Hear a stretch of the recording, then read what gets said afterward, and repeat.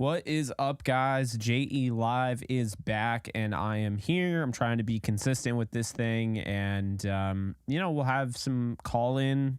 People calling in. If you guys are down, just head on over to the Discord, and I'm just curious to get your thoughts on a few things. Let's see if it even works right now. Hope everyone is doing well. It looks like I have that almost centered. Let's see. Got that. We got...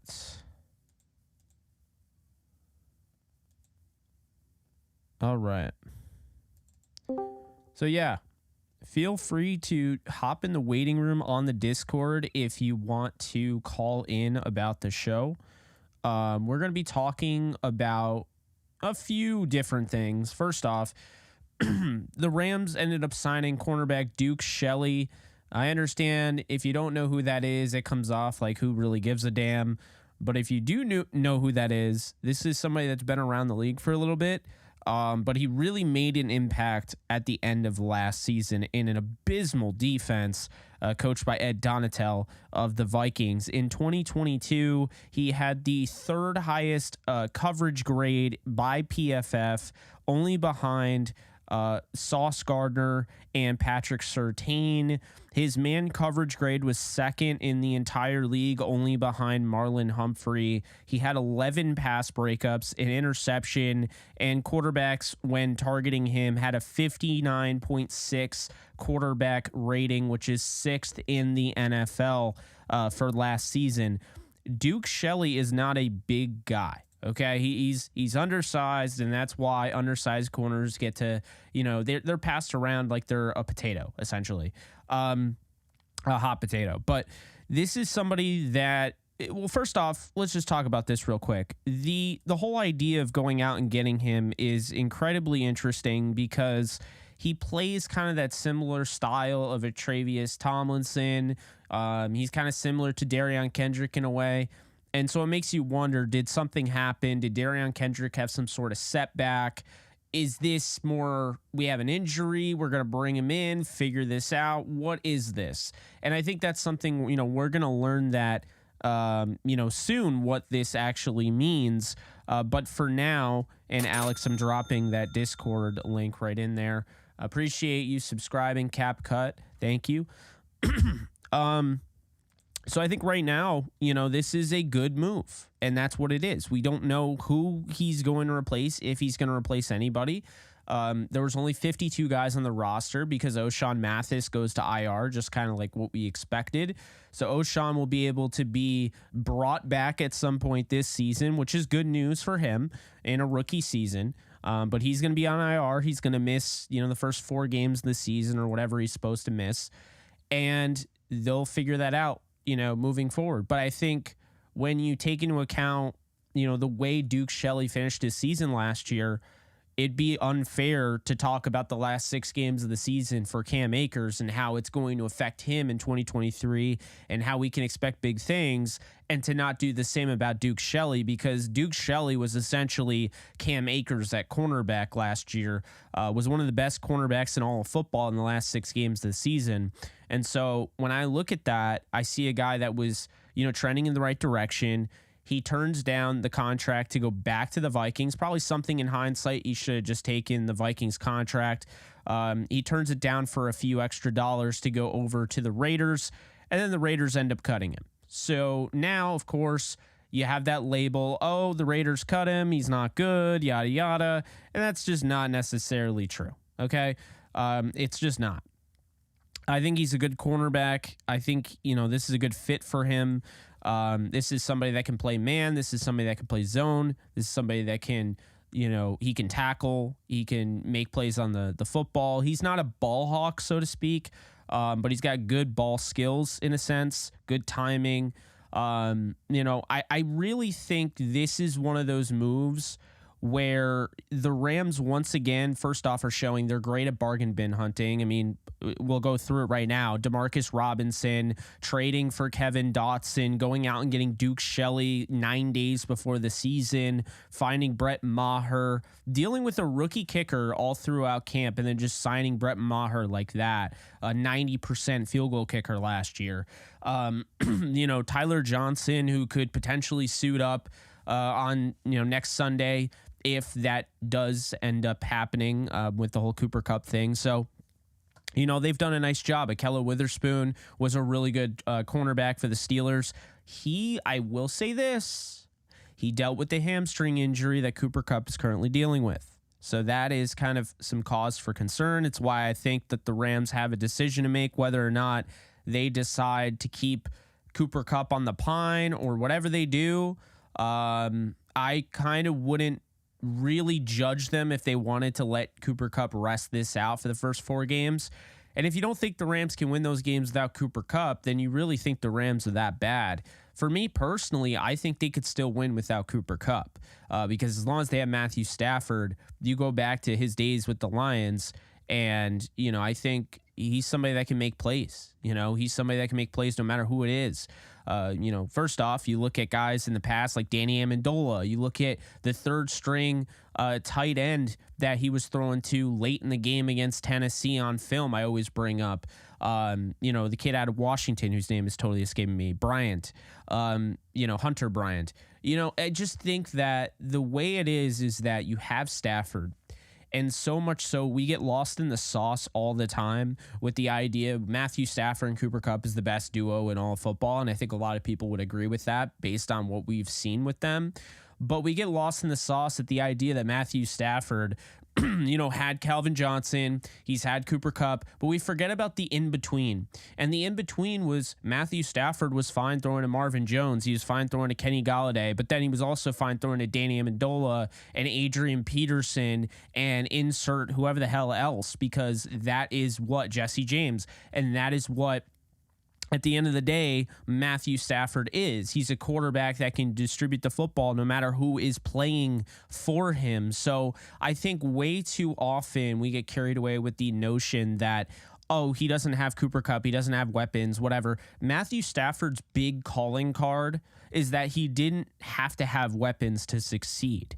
He just needed a defense. This has always been the issue with Stafford, is that in Detroit, he didn't have the defense. So when he put up 4 touchdowns in his first ever playoff game, and everyone wants to use, he never won a playoff game in Detroit. He put up 4 touchdowns. His defense gave up 5 or 6, and that's the problem. So Stafford, it's all about the defense with him. As long as this guy stays healthy, there's not going to be an issue. He's going to make Van Jefferson look great. He's going to make Tutu Atwell look great. Puka Nacua, Ben Skoranek, Demarcus Robinson, Tyler Johnson, Bryson Hopkins, Hunter Long, Tyler Higbee, you name it. He's going to make him look good. One thing I want to be, I want to be honest here.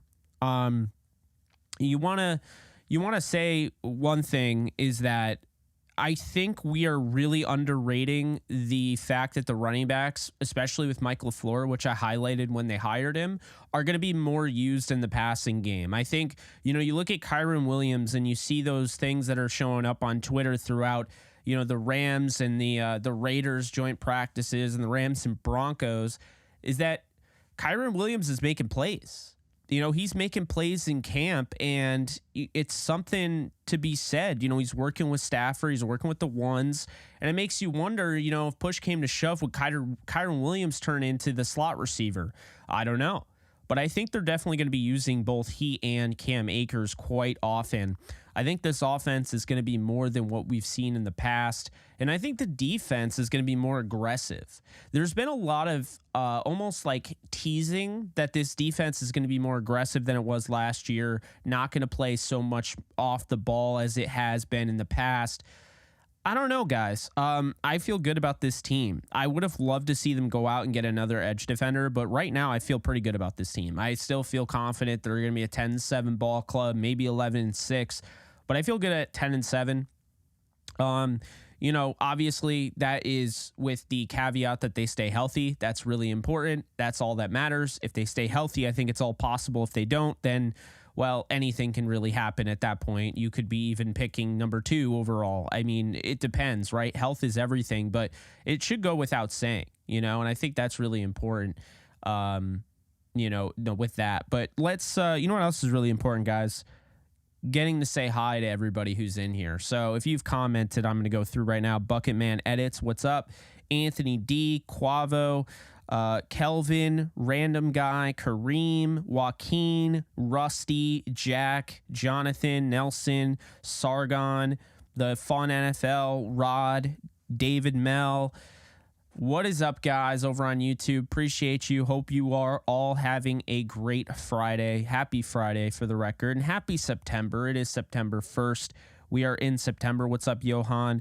And then over on Kick, I got I Stomp Casuals for Fun. They do have a kicker, so don't worry about that. Alex M., I sent you that Discord link. Ram Fan Ashton, how we doing? Jack, what's up? Renegade, LJ, how we doing, guys? How is everybody? We good? We good? Yeah? I'm going to turn on this fan because it's hot as hell. So, awesome. I'm glad we're good. So let's talk about it, right? This corner, we already mentioned. What kind of role could he have? I mean, this guy could be starting by week 8, maybe even earlier. Monty Brown kicking it off with the $5. Appreciate you, Monty. I appreciate you so much. Thank you so much for the super chat there. I was waiting for it to show up. Finally did. Took forever.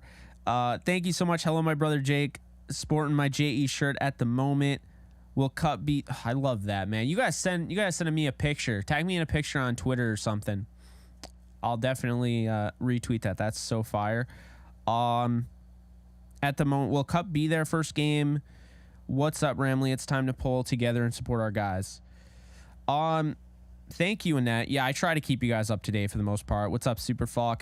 Yeah, so I don't know if Cup is going to play the first game. I'm going to kind of lean towards the idea he does, but he's more limited. I think he's going to be a little limited, and I think that's okay. I think at the end of the day, it makes a lot of sense to limit him, maybe even hold him out the first game. But at the same time, you're trying to win football games, and obviously when he's out there, you're a better football team, right? No doubt about it. So, I think really what we're going to see is Van Jefferson take over in his spot as the number 1 receiver. I'm trying to get comfortable here. Don't mind me. This chair's not very comfortable. I think we're going to see Van Jefferson fill in with the number 1 spot. I think we'll see Tutu Atwell on the outside with Van Jefferson. I then think in the slot, we're going to see Puka Nacua and Ben Skoranek, kind of go in between each other and rotate. But that's if Cooper Kupp doesn't play. Okay, not a guarantee that is going to happen, but that's if it doesn't happen. Okay, if he doesn't play, that's what I see. Atwell outside, Van on the other, inside you have Puka Nacua, rotating with Ben Skoranek. So that's how I see that. I think a lot of Vikings fans like Duke. Yeah, absolutely, Rod. I've seen that a lot. He was a fan favorite. A lot of fans wanted him back, and he chose to go to the Raiders. He was cut, and the Rams jumped right on that. I think there were still fans, till the end. They were still fans trying to get him to come back. So, look, I mean, fan favorite. That's good to see. What's up, Reek? How you doing? So the score prediction. I got 34-31 LA, okay? I saw that Sessler over on NFL Network has 35-10 Seahawks over the Rams. My thing here is that rivalry games are always close. The Rams are always close, battling it out with Seattle. It took the final play on both games last year for Seattle to win, and, of course, a referee screw job in the last game of last season. But it took the final play in both games for the Seahawks to beat John Wolford and the Seahawks to beat Baker Mayfield 4 games into the playbook. In my opinion, not seeing Stafford, like, I feel like Stafford's going to come out firing, and I don't think they're going to have an answer for him. I think it's going to be kind of a shootout. I think you have a bunch of touchdowns and field goals and whatnot. This is definitely, it's a good thing they got Maher. I don't think Tanner Brown would be able to win this game.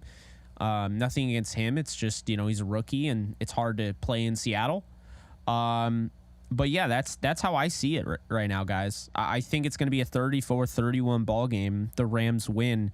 I think it'll be close. I think it'll be high scoring. I'm taking the over unless they set it really high.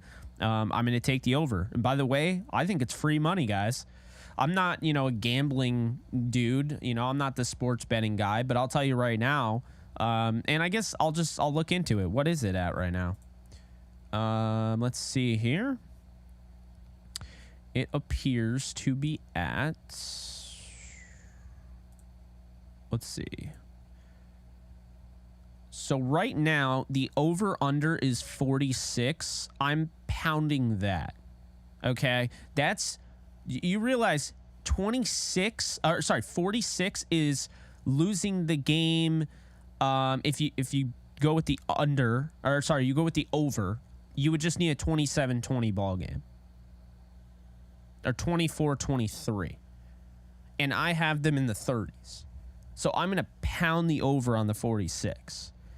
And then Seattle has a 5-point spread, which I think is ridiculous. So I would take the Rams plus 5 and then over 46. That's what I would do.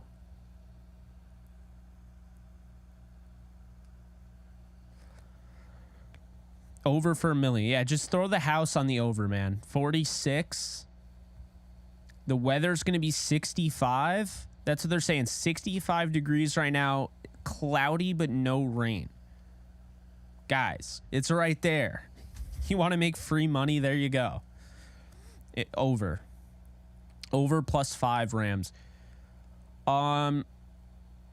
So currently, let's see. I wanted to add some other updates here. I believe that DeAndre Square was reverted to the Rams IR, but I can't really tell. It looks like DeAndre Square is on the Rams IR. Rashad Torrance was waived injured. Ryan Smenda Jr. also is as well. But I'll have more on that. Devin Witherspoon sounds like he's not going to play for the Seahawks. So that's huge. We already know Jamal Adams is being held out. And so those are some pretty big names right off the rip, to not have Witherspoon and Jamal Adams is ruled out. That's significant. So let's look a little bit into Seattle. What do they bring to the table here? How could this game go? First and foremost, Geno Smith coming off a impressive season last year, a get-right season, a reestablishing season for his reputation among, the NFL and in the league. This is somebody that, like last year, we didn't really see it coming.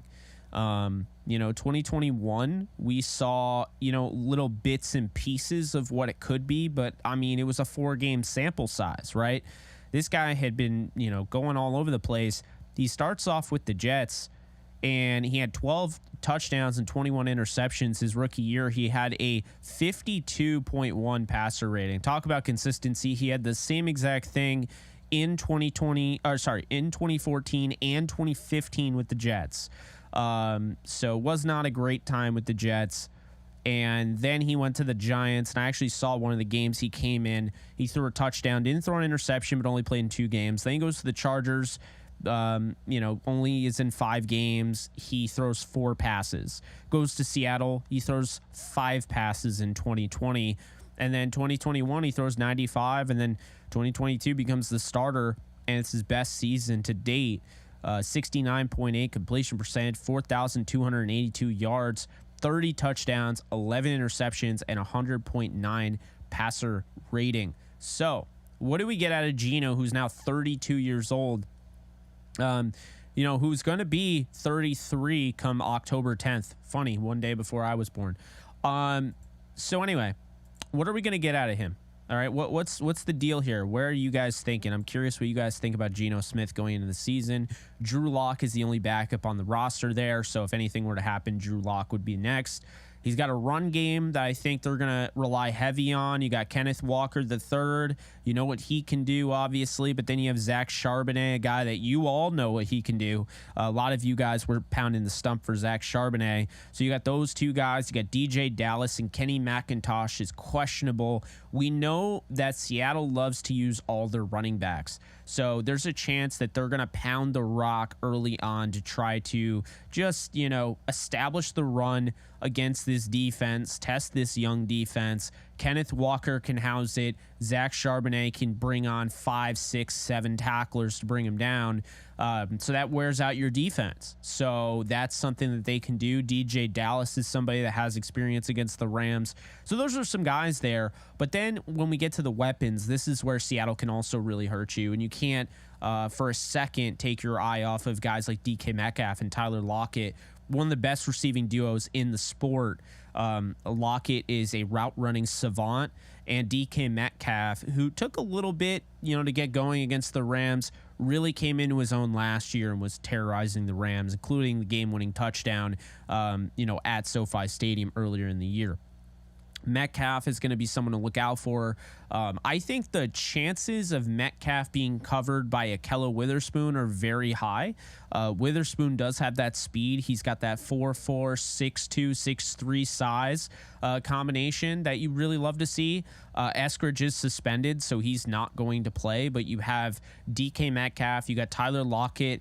Jackson Smith-Njigba is an interesting one here. He's questionable, dealing with a wrist. He did take part in practice 3 days ago, so I would expect him to play. That's going to open up the opportunity for those guys. To me, JSN is exactly what you want in the slot. Tyler Lockett can win on the outside, and you got DK Metcalf who can win with physicality, but a lot of athleticism every which way. And then you have guys like Jake Bobo, who's probably going to be their fourth receiver. He had a hell of a preseason. Again, another guy I don't have to tell you guys about. 7 catches, 125 yards, 2 touchdowns. Jake Bobo is a sleeper, I think, in this game. Somebody that was used in the red zone, can come down with the ball. With Eskridge suspended and, guys like Cody Thompson, questionable. You have Derek Young, Jake Bobo, and Rayshon Henry, who's, I think, also on IR. So they're kind of low on the wide receiver depth there. Noah Fant, Will Dissly, and Colby Parkinson are their tight ends.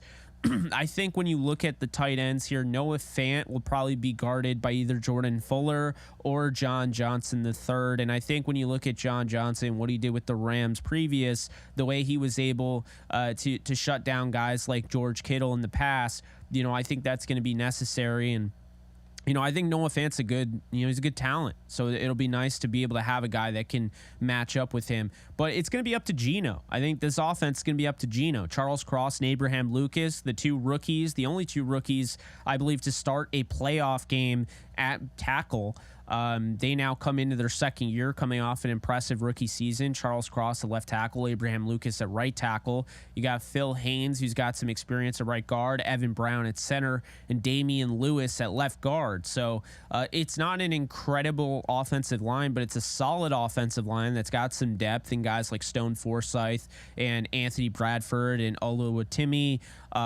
guys that they trust and, they drafted. So I do like the offense for Seattle. That offensive line, though, might give the Rams an opportunity here and there to be able to pressure Geno.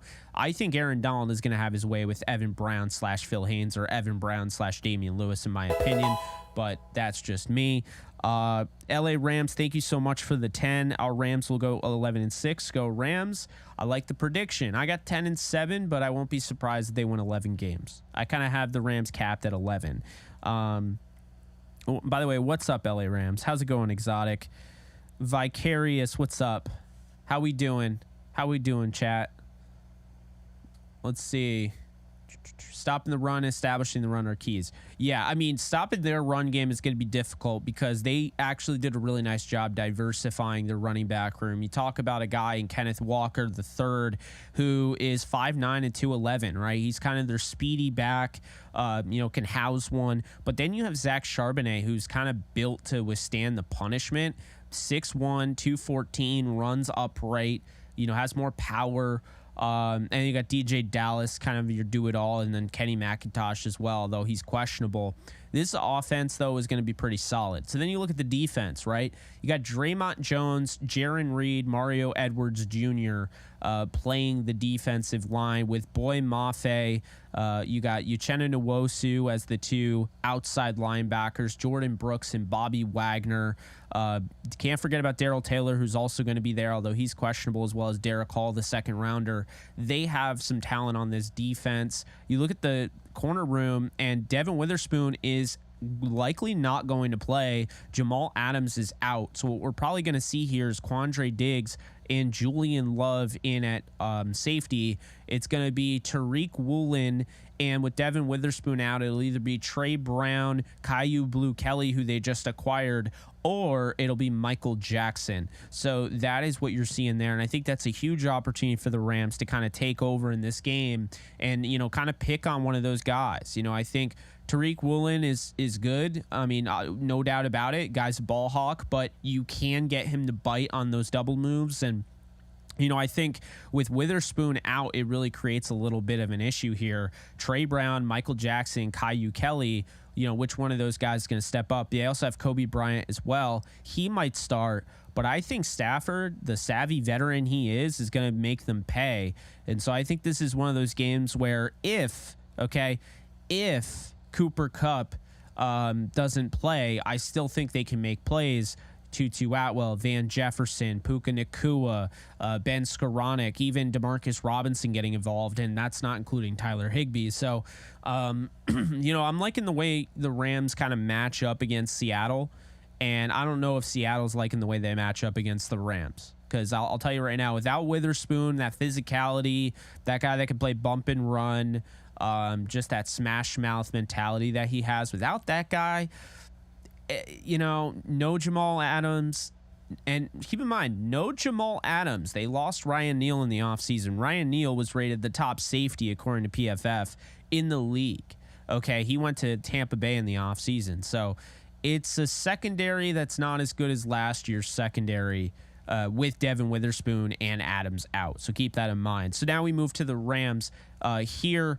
Obviously, Matthew Stafford with Stetson Bennett backing him up and, of course, ripping on the practice squad. You got Cam Akers, Kyron Williams, Zach Evans, and Ronnie Rivers. I think we're going to see a heavy dose of Cam Akers and Kyron Williams in this game. I think Williams as a pass catcher out of the backfield. I think Cam Akers in the run game. The last time Akers went up against Seattle, we know what happened. Akers ran wild. All right, so the last time Akers went against Seattle was January 8th of 2023. He went for 21 carries for 104 yards and added 3 catches for 24 yards and really kind of set up the Rams in kind of a dismal game.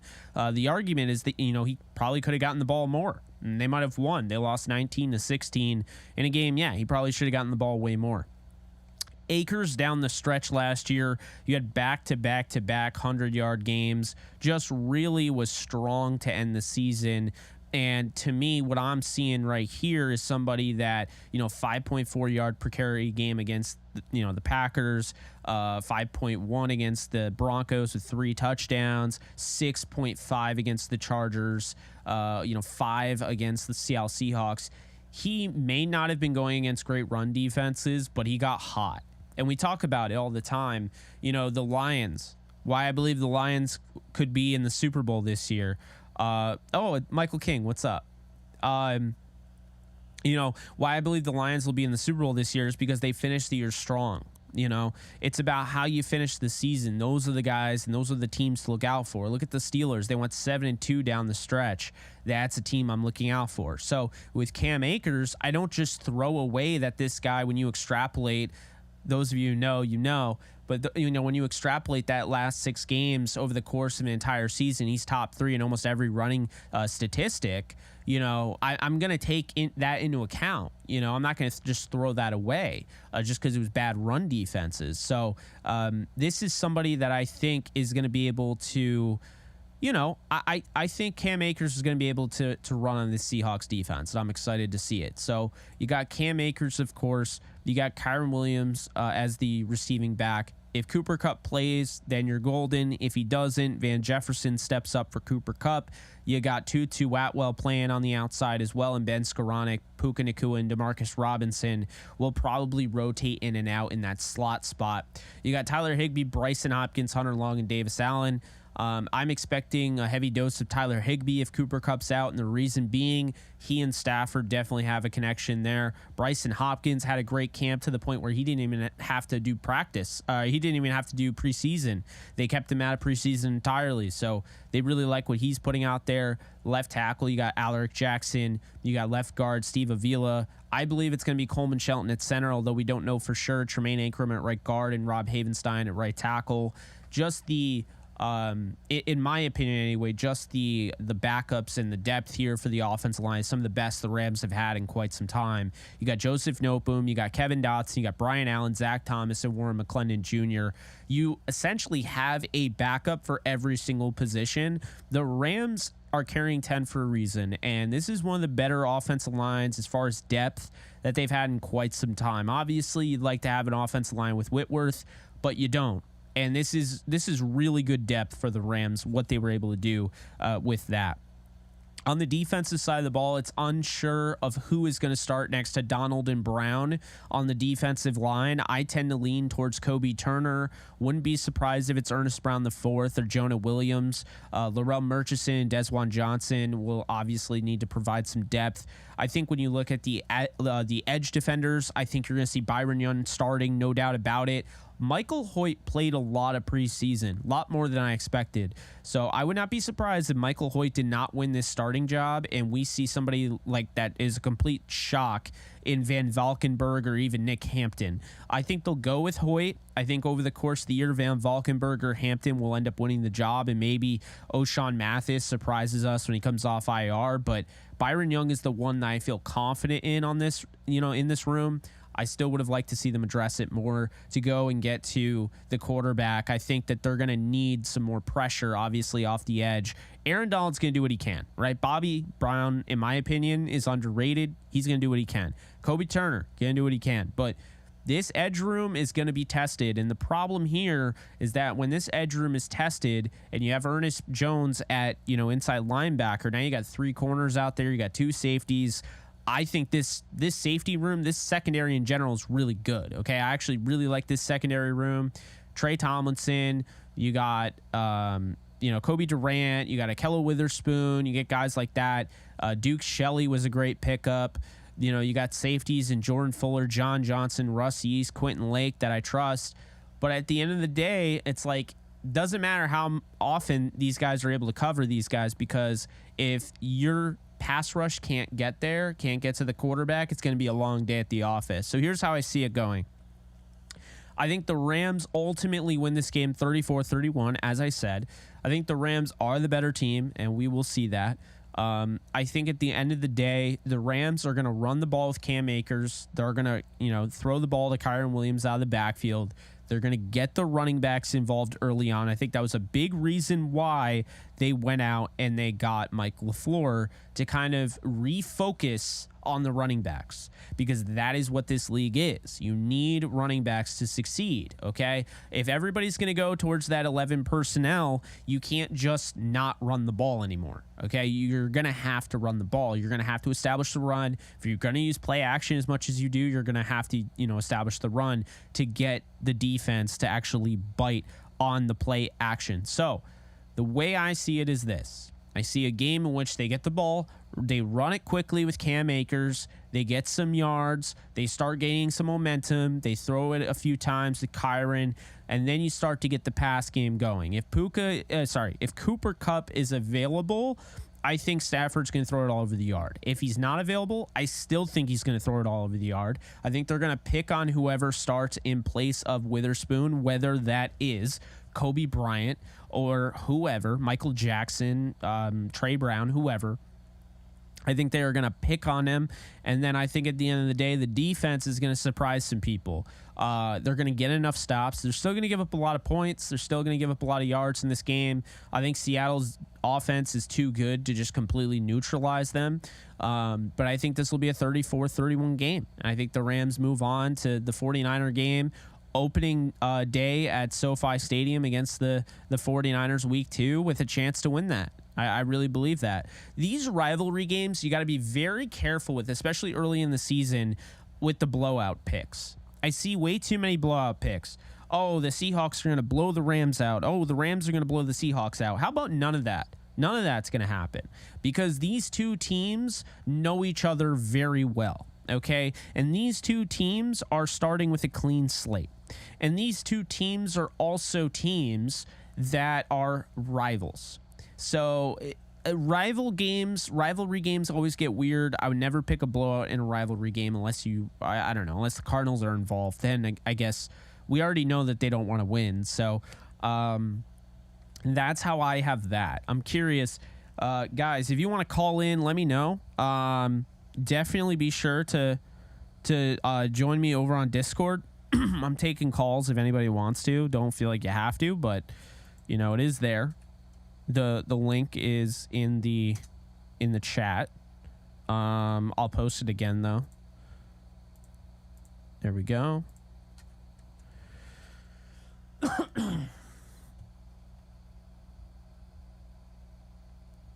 Oh man. What's up, Volcano? My record prediction is 10-7.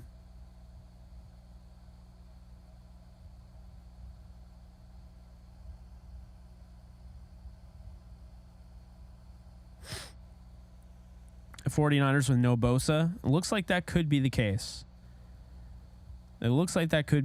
I don't know. Aaron Donald stat predictions week 1. I think he gets a sack. I think he gets in there. He gets a sack, maybe 2 sacks, right? I could see that. Puka over under 60 yards. So Sargon, I'm going to say he's under 60 yards. Either if Kupp plays or if he doesn't play, I'm going to say he's under 60 yards. I don't think he goes over 60 yards. I think he's probably around the 30, 40 mark. I think we probably see a big-time game out of Tutu Atwell. And the reason I say that is because what the Seahawks have here in their back end of their secondary, to me, is a little concerning. And I think Stafford, out of the gun, he's going to be feeling himself. Right off the rip, he's going to be feeling himself. This is somebody that hasn't played since, week 9, week 10. So I think he's going to be feeling himself. I think he's going to want to go deep down the field. I think they're going to want to test that secondary without Devin Witherspoon. And now you got Kobe Bryant, Michael Jackson, Trey Brown, and Caillou Kelly as the options to cover Tutu Atwell. I think it's going to be hard to get him out of them. I think it's going to be hard to stop him getting off the line of scrimmage. I think he's going to have his way. I really believe that. I think Atwell could go over 100 yards and a touchdown in this game. Maybe 2 touchdowns, but I could really see that. Mind you, the last time we saw Stafford slinging the rock was to Atwell for a touchdown. I definitely think the Rams are going to end up beating Seattle. I think it's going to be a close game, but I think they have what it takes to do it. And King, yeah, I believe Tutu Atwell is the sleeper for week 1. He's somebody I'm kind of placing all my bets on for week 1. I think this is he's going to be a problem for that secondary. I'm just saying right now. And Julian Love was a hell of a player last year for the Giants, so I'm not taking anything away from him. Quandre Diggs, we already know what he can do. But I just know Stafford. Stafford is chomping at the bit. He wants to throw deep down the field. Sean McVay has been hearing all this negativity about the Rams. You gotta come out with a bang, right? I think that's the best way to do it. I think Atwell goes over 100. I think he catches a touchdown, at least a touchdown, and I think he is your sleeper to look out for. I also think Cam Akers could go over 100 in this game on the ground. I think the deep sleeper of this game is Kyren Williams, because if Seattle doesn't come out and defend Kyren, obviously you got some athleticism there in the linebacker room to defend him, right? Jordan Brooks, Bobby Wagner, Devin Bush are all athletic enough to try and defend Kyren Williams coming out of the backfield. But if they can't, Kyren Williams, starts roasting them, it's going to be a long day for Seattle. You got to have some sort of play for that because he's been running those wheel routes and no one's been able to stop him in those joint practices. So I could definitely see some 60-yard bomb to Tutu Atwell to start the game. Would not surprise me at all. But I could also see Kyren Williams' death by 1,000 paper cuts. Just Stafford keeps getting him the ball if Cooper Kupp doesn't play. The Rams can win this game if Cooper Kupp doesn't play. Let me make that very clear. I have them winning 34-31 regardless if he plays or not. I don't care how crazy that is. I feel like the Rams are going to win this ball game. Just after everything last year and how close they came without Stafford. They lost both games in the final possessions with Baker Mayfield 4 games into his playbook, and you had John Wolford. Okay, I trust Stafford to get the job done, and I also like the way the Rams play against Geno Smith. So, Geno Smith has not been electric against the Rams by any stretch. They've had a plan of attack against him. So that's how I feel about that. Again, anything can happen. It is week 1, but I like Tutu Atwell, getting a touchdown against this team, going over 100 yards. I think Van could have a really good game. I could really see Higbee could have a really good game. We've seen that in the past. Higbee's blown up against the Seahawks. So I guess we'll find out. But, I think if Kupp doesn't play, regardless if he plays or not, I think they get this win. I don't see any other way. They ended the game last year in Seattle, and now they're going to pick up where they left off. They go back to Seattle to start the first game of the season. Sean McVay wants the win. They're going to get that win. Again, it's going to be difficult. This is a good offense on both sides, but I think it'll be a fun offensive battle. And it's good to come right out and go up against good offenses for this defense, right? This defense is going to be battle tested because say what you will about the Rams defense, right? Oh, the Rams defense is trash, whatever. The Rams, first off, I'm looking at the all 22 projected starters. The Rams team isn't that bad. I think the question is the depth. If anybody goes down, are they good enough to withstand that? And I don't even know if they're good enough to withstand that regardless, because those guys are just so special. Some of those guys, you can't withstand something like that. But look, I'm just telling you right now, I'm looking at the schedule. It's right in front of me.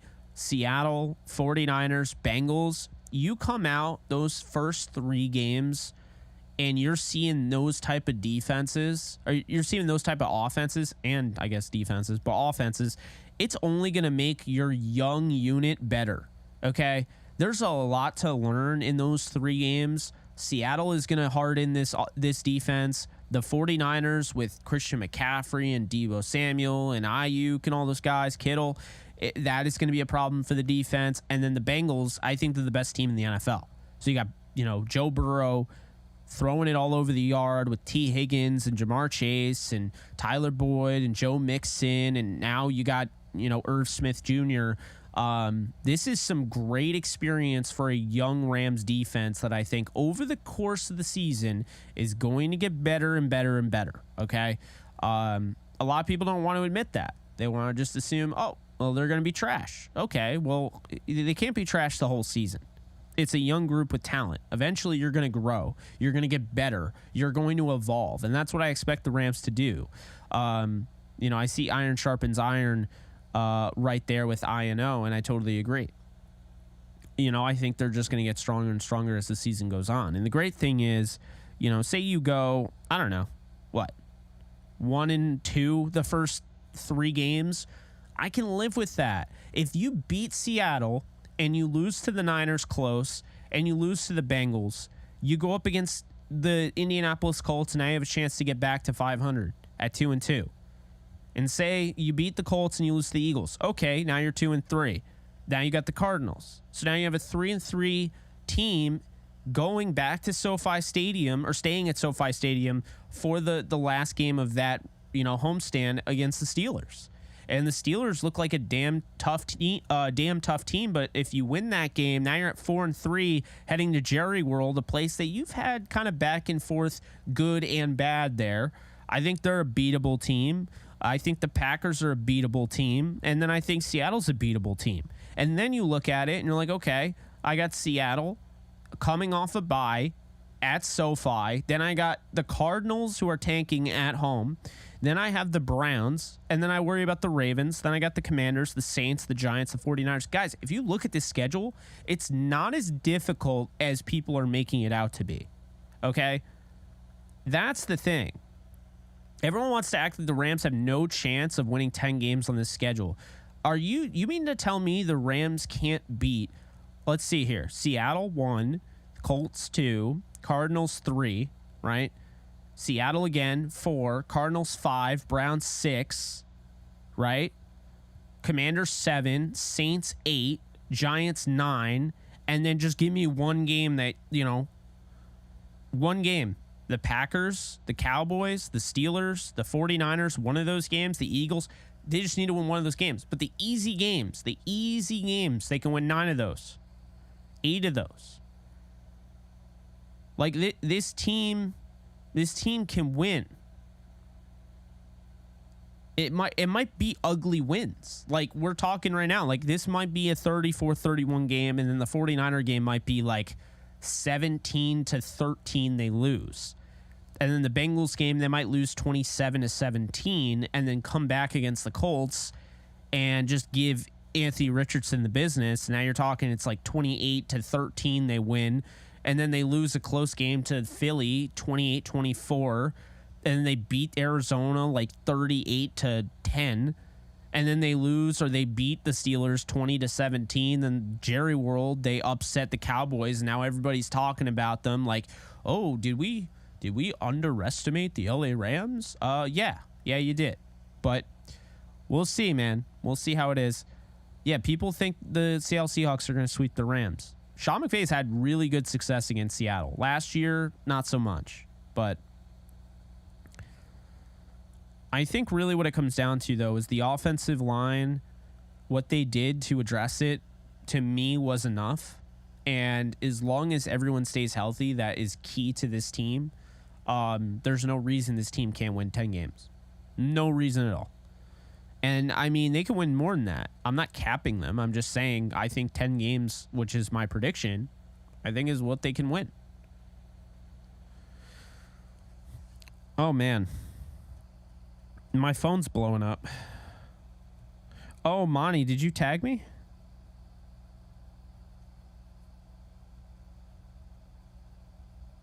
Oh, that's awesome. Hell yeah. Big ups there.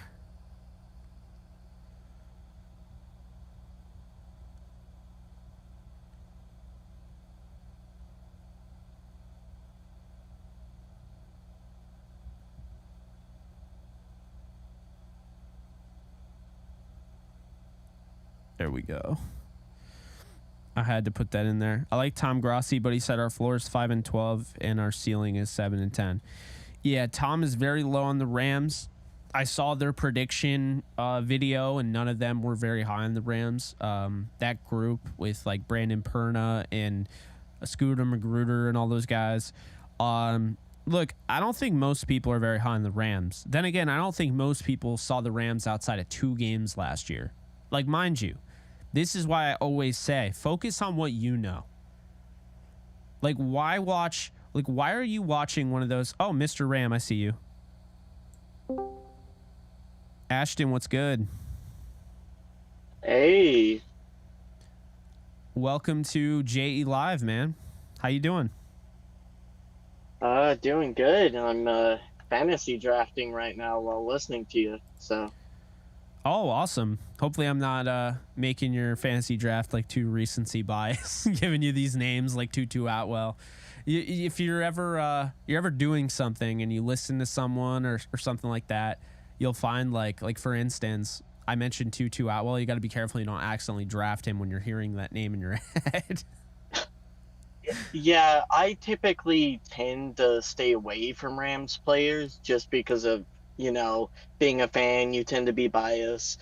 Ironically, I was able to get Cup in late in the second round, so I typically try not to draft Rams players. Sorry, chat, that's just like it's conflicting to me typically. No, I hear you. But yeah. So Dak, thank you so much for the subscribing. So Ashton, I want to give you first off a chance to shout out your show, because you do a Ram show, and I want everyone to know that. So the floor is yours for that. Oh, appreciate that. I wasn't gonna bring it up. I typically think it's can get kind of weird and scummy when people like try to just put out their own stuff on your show, like without asking you or anything like that. But either way, I'm a co-host of East Coast Rams with my awesome co-host Zach. We do a weekly podcast during the season, and every other week type deal. And love talking about the Rams. We go over different stuff every week in the games, and I remember, ironically, Jake, it was during No Win November in 2021. After those 4 games, I had to vent so badly that I was like, I need to just get someone to do a podcast randomly online. Zach answered, and we started it, and it's been great ever since, honestly. No, that's awesome, man. And you guys have put out good work. I try to listen when I can. And yeah, I mean, anytime you're on here, feel free to plug. That's what it's all about. That's why, you go on shows like when I go on Sirius XM and stuff, like when people are like, oh, hey, you want to go on this radio spot? I'm like, yeah, because you can plug your stuff. That's what, the great thing about radio spots are. If anyone has an issue with you plugging when you're a guest, then they don't understand the point of the radio spot. But what I will ask you, okay, we're talking Rams, 10-7 is what I have, 10-7. We're talking about the Rams schedule. We're talking about the Rams against Seattle. Let's start off with Seattle first off. Ashton, where are you on this game? Do you have a prediction? How do you think this game goes down? So, going before the preseason and kind of like around July, I've been around that 8-win range. I've been kind of that weird person in the fan base that's been in the middle. Like most of the The fan fence base is sitter. either, yeah, really, like most of the fan base, I feel like is either it's a dumpster fire on like we're going to the first overall pick, and the other side I would say is more around that 10-win range. And I'm personally around 8 because there's so many question marks on this team that I just don't know what to expect from them. And I think I'm going to have a better feeling. And I think the fan base as a whole is going to have a better feeling around week 3, right? Or probably around week 4 or 5. And Yeah. I would say with the Seattle game, uh, I think we're going to win this game. It's not only because Sean McVay has a good track record of getting the team ready for week 1. It's also the fact that I feel like going into the season, this team, it feels like it has a mentality of like everyone's counting us out. Seattle is coming in a little bit hotter, and we always play them very well. It's those combination things all in one big pot that I think we're going to come out. We're going to hit them in the nose. I actually think there's a chance now that we blow them out Oh, because this is an offense I think is going to want to prove to the entire NFL that last year was a fluke and it was injuries that caused this team to struggle, not anything else. Like the defense, I feel like was kind of underrated for what it had to deal with. The offense constantly going 3 and out and keeping us in games. We only started getting losses because in the fourth quarter we just got blown open. Defense couldn't hold the other teams because our offense just wasn't scoring. They weren't getting field goals. They weren't getting any points. And going into this season, this defense is going to have to prove a lot to me. I think it's going to be a high scoring game. I definitely think it'll probably be, if I had to say a score, in guessing scores is kind of silly, but 36-20. oh wow. Okay. All right, 16-point win. Interesting. I have a 34-31 victory over Seattle. I think both offenses are gonna, have some fireworks. I think it's one of those things. What 46 is the over under? I think to me that's insane. I'm pounding the over on that. But now that we talked about, that, I mentioned Tutu Atwell as kind of the sleeper here. I think he can go over 100 and get a touchdown, maybe even two. Is there a sleeper that kind of stands out to you that maybe no one's really talking about in this game that you think could really blow up? I think Puka. I think they're gonna give Puka some touches, and it depends if Cup plays or not, right? Like Yeah. if Cup doesn't play, I think Van and Tutu are gonna get a lot of attention, and the Seahawks gonna not want to get beat deep by either of those guys. And so Puka's gonna have a lot of opportunities underneath stuff, short routes, stuff like that. I would love to see some jet sweeps with him or even some wide receiver screens. I think he would be very, very good against the Seahawks in a wide receiver screen. So I think the rookie could potentially have like a big day. I wouldn't say 100 yards, but I think 60, 70, and potentially a touchdown. I think he could surprise some people with that kind of prominent role if Cup is out. It's funny that you mentioned that because earlier I was asked the over under. Someone set the over under for Puka at Sargon Kennedy said Puka over under 60 yards, and you said 60 to 70. So I was like, oh, okay. So you tend to be over there. Now, is there somebody on the defensive side of the ball that you could see really having a good game? Because for me, I think the Rams have done a nice job against Geno Smith, and obviously we can always say Aaron Donald. Aaron Donald, when in doubt, just say Aaron Donald is going to have a good game, right? But to make it a little bit more fun, I think Ernest Jones, you look at what Bobby Wagner did and like what we've heard and what he's meant to Ernest Jones' development. I feel like kind of showing out in front of the old mentor for a year, right on his field, I think would really be on brand. I think Ernest Jones gets a pick, and I think he has a hell of a game. What do you think?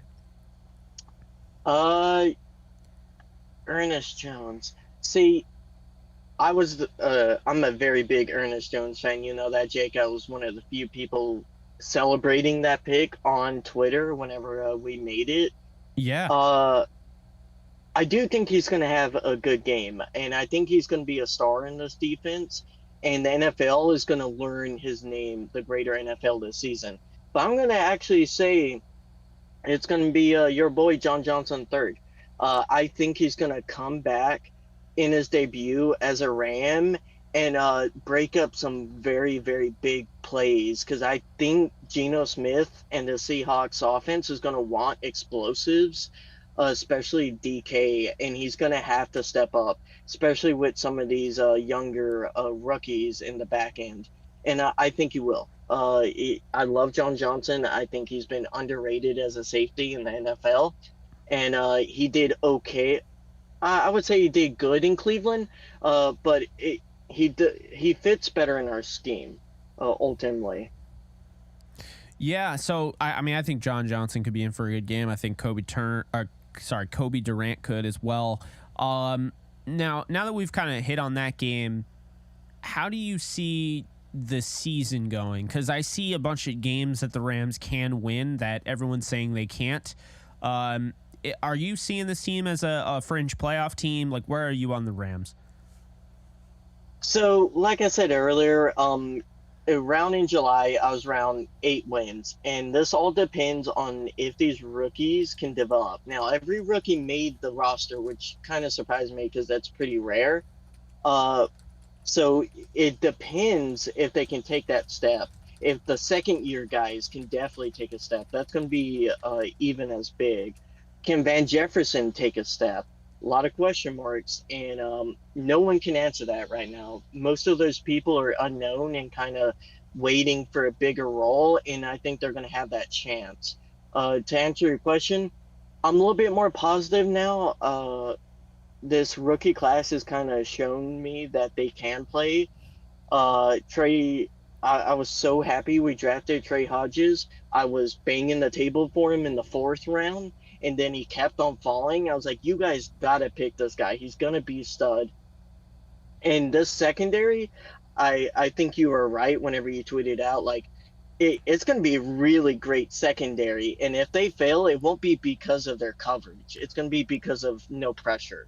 And if this team can get pressure with what they have, this defense is going to be good. I don't think it's going to be a top 10 defense, but I do think it has a chance to produce some stops.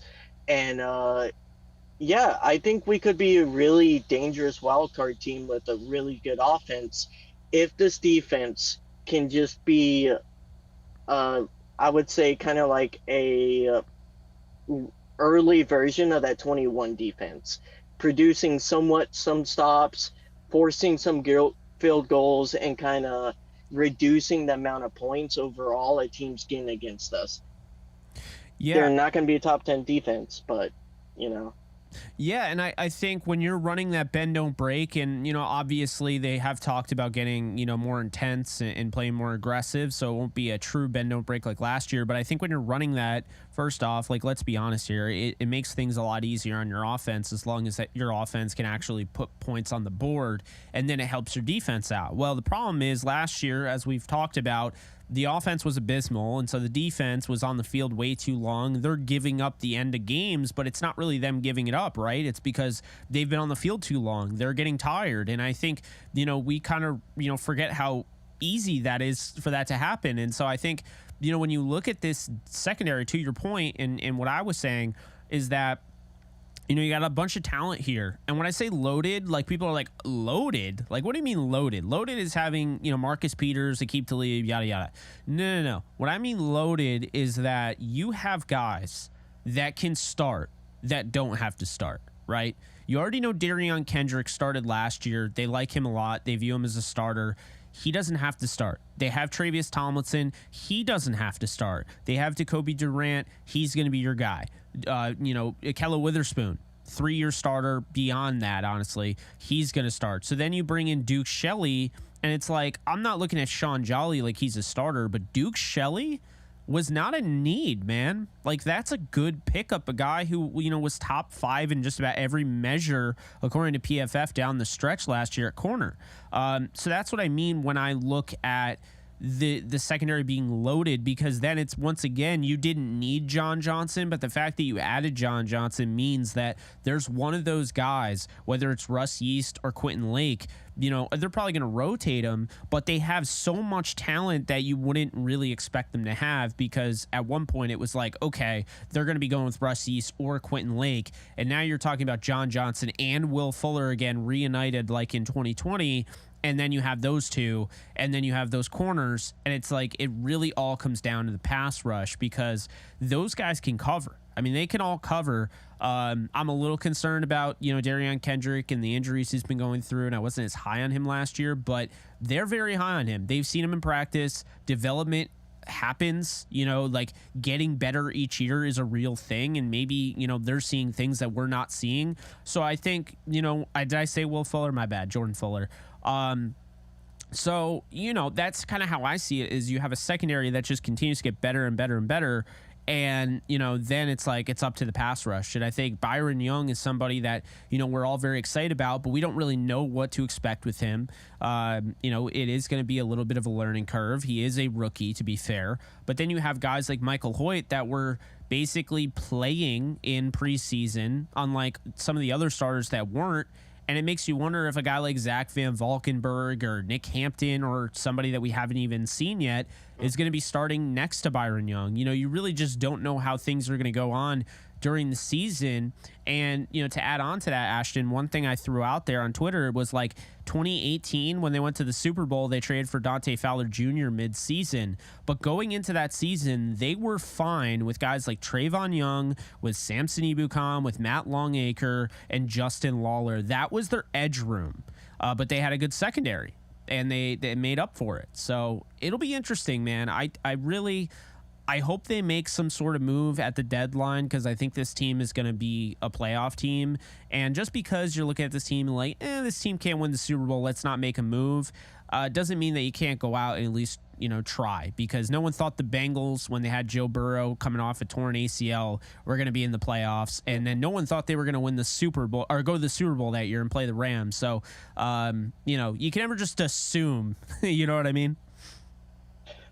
Yeah, definitely. I think it's another thing to note that, like, I think that D line in 2018 was better starting off, So it was producing more pressure than our edges were initially that year. But just to comment on Kendrick, let me state, I watched this guy at Georgia for 3 to 4 years, or well, he transferred there, but the 2 years he did play there, uh, he's really good at positional football, being in the right place, and I think you saw that sometimes, glimpses of it last year, whenever he was playing. But this guy got thrusted as a rookie into a starting role when he was supposed to be kind of a project player, and I think fans are kind of they get a little impatient. I understand he let up a lot of big plays, but he was there. Like it wasn't like he was a guy not even following the wide receiver, not even in the area code. Like he wasn't getting toasted constantly when it comes to not knowing the route, not knowing the play, not being in the correct area for the coverage. And I can see why this I can definitely see why this coaching staff likes Kendrick, and I think the fan base needs to be a little patient. I think you'll see him grow. Doesn't mean I think he'll be a top 20 cornerback. No, but I think he's going to be a solid, reliable, rotational cornerback for us. No, I agree with you there. And I'm going to add on to that, but just wanted to thank Irish Ram, who gifted me a sub while we were talking. That was freaking awesome. Appreciate you, Irish Ram. That's some love right there. Everyone put a W in the chat for Irish Ram. That's some serious love. But going back to what we were talking about here, with Darian Kendrick, I want to voice a kind of a little bit of a concern I have, okay? The one concern I have is that his trajectory is very similar right now, in my opinion, to Robert Rochelle. And what I mean by that is Robert Rochelle kind of was the same way. Fourth rounder, raw, was a wide receiver, turned corner, played 1 year at corner at the FCS level. The Rams draft him, loving his raw athleticism. And what ends up happening is there's some injuries. He has to play right away his rookie year. And then after that, he gets hurt, just like Kendrick has. He gets hurt, and he never recovers. He can't catch up. There were like 3 out of the 4 starting corners last year were injured. He barely played. Like, I don't want to see something like that happen to Kendrick where, and he's just a 6th rounder too. Like, Rochelle was an early day 3 pick, and you saw that. I mean, I don't know. What were your thoughts on that? And real quick, I just want to say, Rusty, if you're there, I saw you in the waiting room. I was going to bring you in after Ashton. But if you have to go, I totally understand. But if you do want to come on, or anybody wants to come on, be sure to click the waiting room. It is a voice channel in the Discord, okay? And I'll drag you in once we're ready to go. So that's how you do it. But it's in the voice channels. But yeah, Ashton, sorry about that. You go. Can you restate the question? Just oh yeah. clarify? My concerns about Kendrick. Do you think they're valid? Like, to kind of say that he could end up being like Rochelle, and that, it was great. He got the experience early on, thrown into that role, but then injury, kind of held him back. Do you think that's something that could be the same case with him? I honestly, I thought Rochelle just looked like he just could never grow. And we can't answer that because Kendrick hasn't played his second year yet. But Rochelle you never saw that progression path. He had all the intangibles. He had the height, the wingspan, the speed they wanted, and he just could never combine that with the mental aspect of the game. And I think, at least in my opinion, Kendrick has kind of like the opposite problem, where I think mentally he's there with reading the play the offense is going to do, being able to react to what the wide receiver's doing to him. But his physical ability hasn't completely matched perfectly to the speed of the NFL. And people get stronger, people get faster in later years in the NFL career. And we'll see. Uh, I wish I could answer that, but I don't have a crystal ball. No, I hear you there. I definitely hear you there. Let's see here. Okay, I thought someone was in the waiting room. Yeah, so now I want to ask you, okay, what are your thoughts on how I'm now doing J Live? Do you think the call-ins are a good move moving forward? And is there any like suggestions you would like to add? Uh, I tend to love call-ins. I know it can get a little awkward sometimes if a guest is a little bit rough around the edges or doesn't know exactly what to say or able to voice their opinion. I've been doing a podcast for 2.5 years or 3 years now, so that kind of helps, especially when talking about football. But I love it. I remember when you originally did call-ins on your YouTube channel when you were back like under 300 subs. So I always think it's a good thing letting other fans kind of come in and contribute to the conversation. Because this fan base is better when you hear different opinions, not when you just hear the same opinion and you kind of like hate on other people for having a different point of view. It kind of baffles me why some people like, oh, you can't be negative about team, then you're a hater, and then you can't be super positive because, oh, you're delusional. Like, you can have a different point of view and have it be a respectful, not kind of crazy, out of line point of view on this team. There's a lot of question marks. I can see why some people have this team up to 10, 11 wins. I really can. Mm. I can see why some people have it down to 3 to 4 wins. This team has a lot of question marks, and if you're not willing to see that you can be wrong about this team, then I think you're playing a dangerous game with that. I agree with that. I thought you did a nice job kind of explaining that. Irish Ram said you might need an interpreter if I call in. I think the thing about me and why, because I've been asked before, like, what is your goal? Like, what's your end game? And everyone just seems to want to, I guess, pigeonhole the idea of like YouTubers and such. Like, it's always like, oh, the next step is ESPN. The next step is in the studio. And it's like, gotta be honest with you. And I think you got the vibe with my 24-hour stream, which you were a part of. I think you kind of got the vibe. Like, I'm somebody that just wants to do this from the comfort of my own home. I want to be down to earth. I want to engage. And I do just want to be that streamer. I want to be that person that, is a personality, but also has the analysis. I want to offer things that other people don't offer, and I want to be entertaining, and I want to add value. And I don't know, like, you kind of get my idea, I would assume, but I don't know if I would ever be interested in being on TV. Like, and that's the thing that I think is kind of hard for some people to understand, because you see the streamers like Logan Paul and, Kai Cenat and all those guys, and it seems like now they're going into, like, they're making their own energy drinks, they're boxing. See, that's not really me.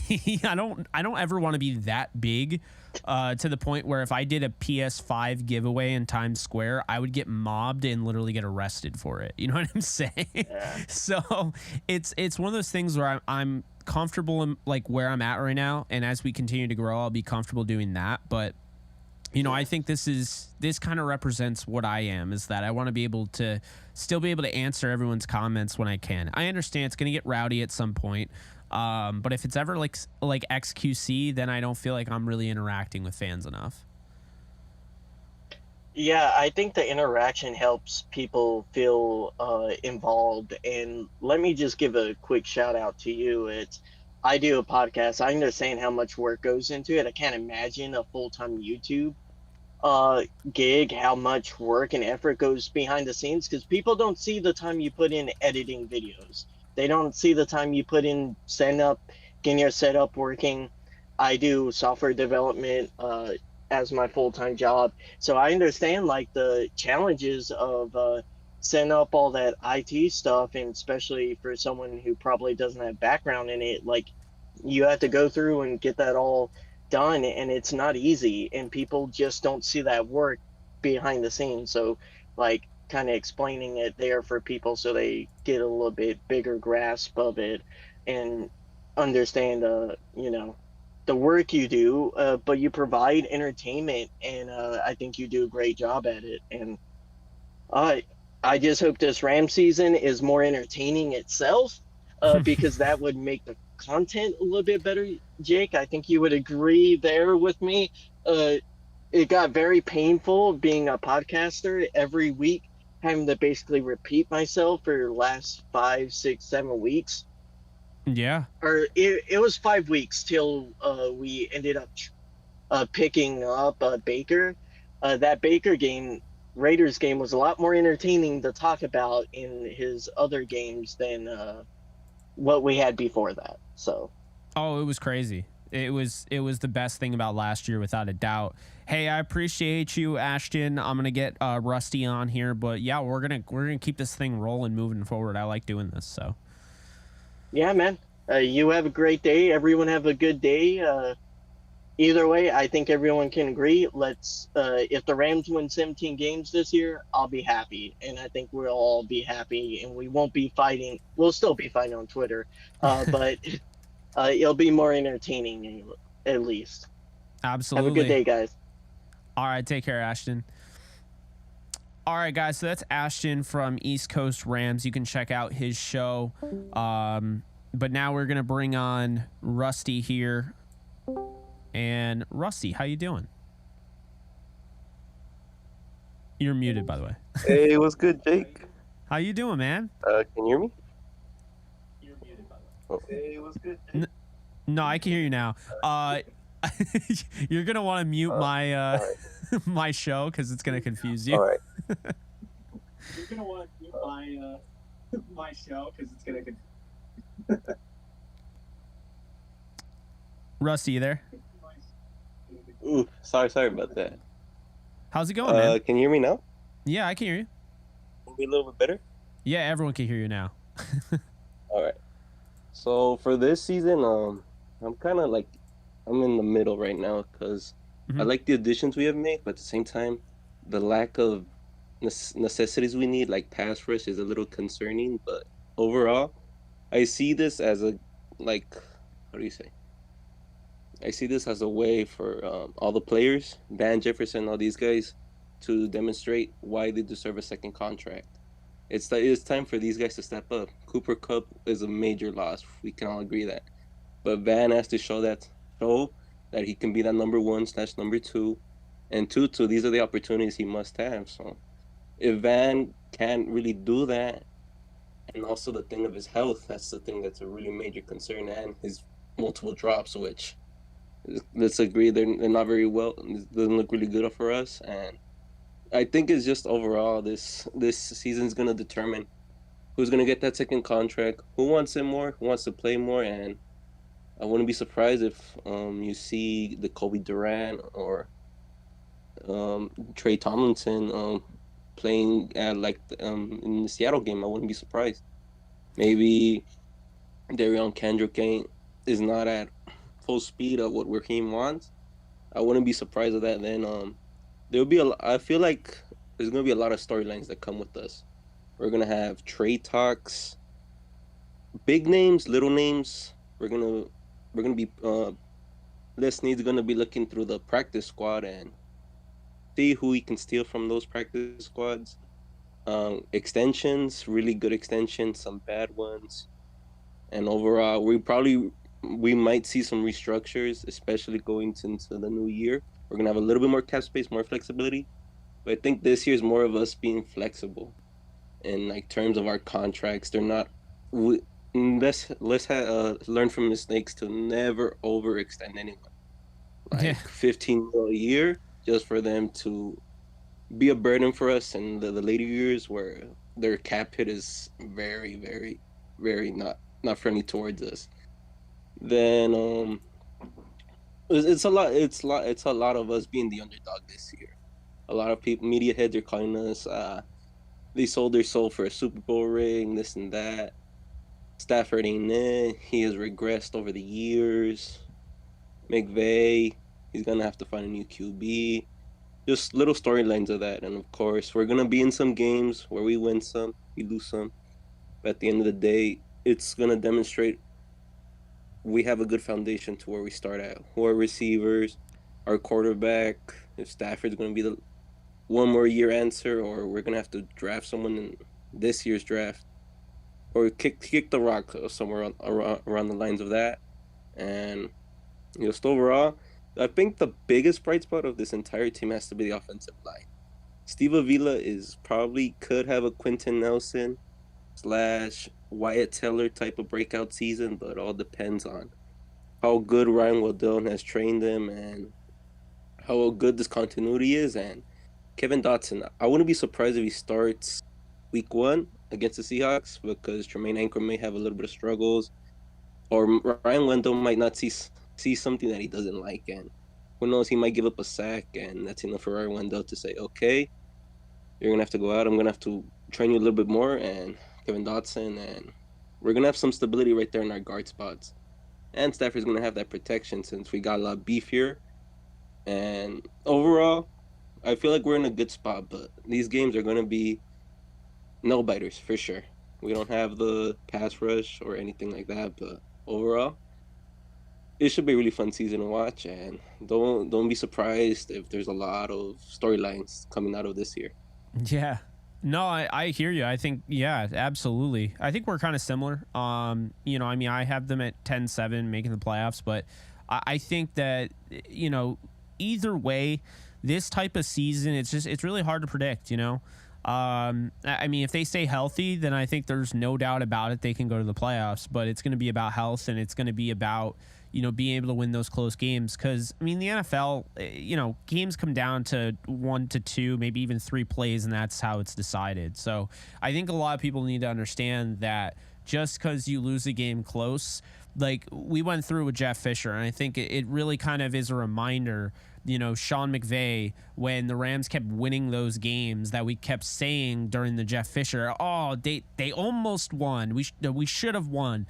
If you're saying we should have won, you're not that team. Your record is what you are. And, unfortunately, like for last year, the Rams were a 5-12 ball club based on what happened with them. Was it fair that they had all those injuries? No, but, sometimes life isn't fair, and they had to make the most of it. But based on everything that they went through, they were a 5-12 ball club. And so a lot of those, oh, we should have won this, we should have done that, I think that really was kind of further proven, when Sean McVay first got on board, like when the Rams started winning those games and you started hearing the other team and just the other fan base start to say those, oh, we should have won. We were screwed out of that. We deserved that.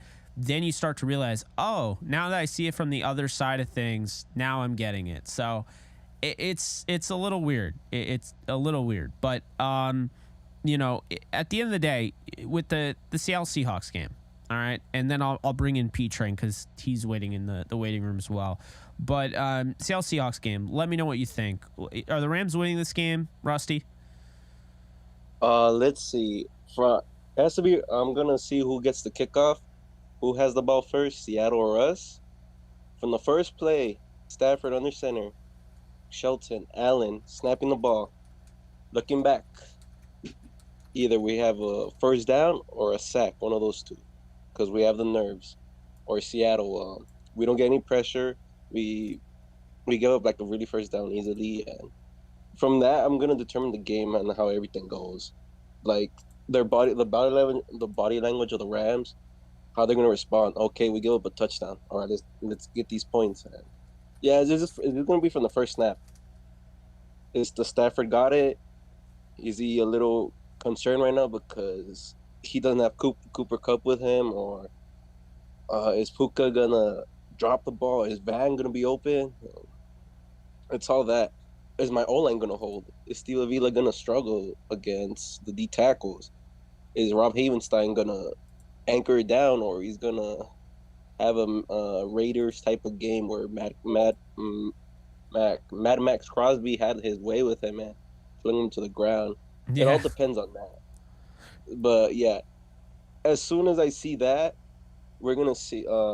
I feel like the Rams are gonna have momentum, but it all depends on who who punches first. If the Rams want to win this game, they got to punch you out on the mouth, saying, "Hey, I know we're not the best, we're the underdogs, but hey, I'm gonna kick your ass here, and I'm gonna take game one away in your home stadium."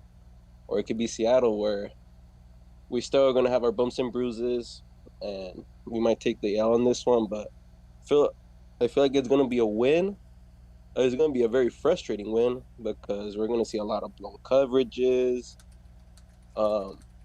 bunch of sacks that where Michael Hoy, Byron Young just completely whiffed and tackled, and he could have dropped Geno Smith for like a 12-yard loss, but instead he got a first down out of that. So there's gonna be a bunch of bumps and bruises, but I feel like if the Rams really put their mind to it, they can actually win this game. No matter what, they gotta adjust to the crowd. I feel like they can win this game, but they gotta punch first. Like in every football game, like last year, we had to go against a gauntlet of amazing teams. The Cowboys just, whew. And yeah, I feel like if they can stand their ground against them, we have potential to win this game. So I have them winning. Not gonna be a good one, not gonna be a very confident win, but it's gonna be a win. Yeah, I have 34-31. I think it'll be a close game. I think it's going to be a lot of exciting, moments to it. It's a rivalry game with just a lot to work with. So, Rusty, appreciate you taking the time to come on. We'll be doing this throughout the course of the season, so I'm looking forward to it. Now that we're off and rolling, man, the sky's the limit, I think, with this call-in feature. So, thanks again for coming on, man. Appreciate it a lot, Jay. Go Rams. Absolutely. Take care, man. All right, guys. So that was Rusty. Now we're going to bring in P-Train. How's it going, P-Train? What's up?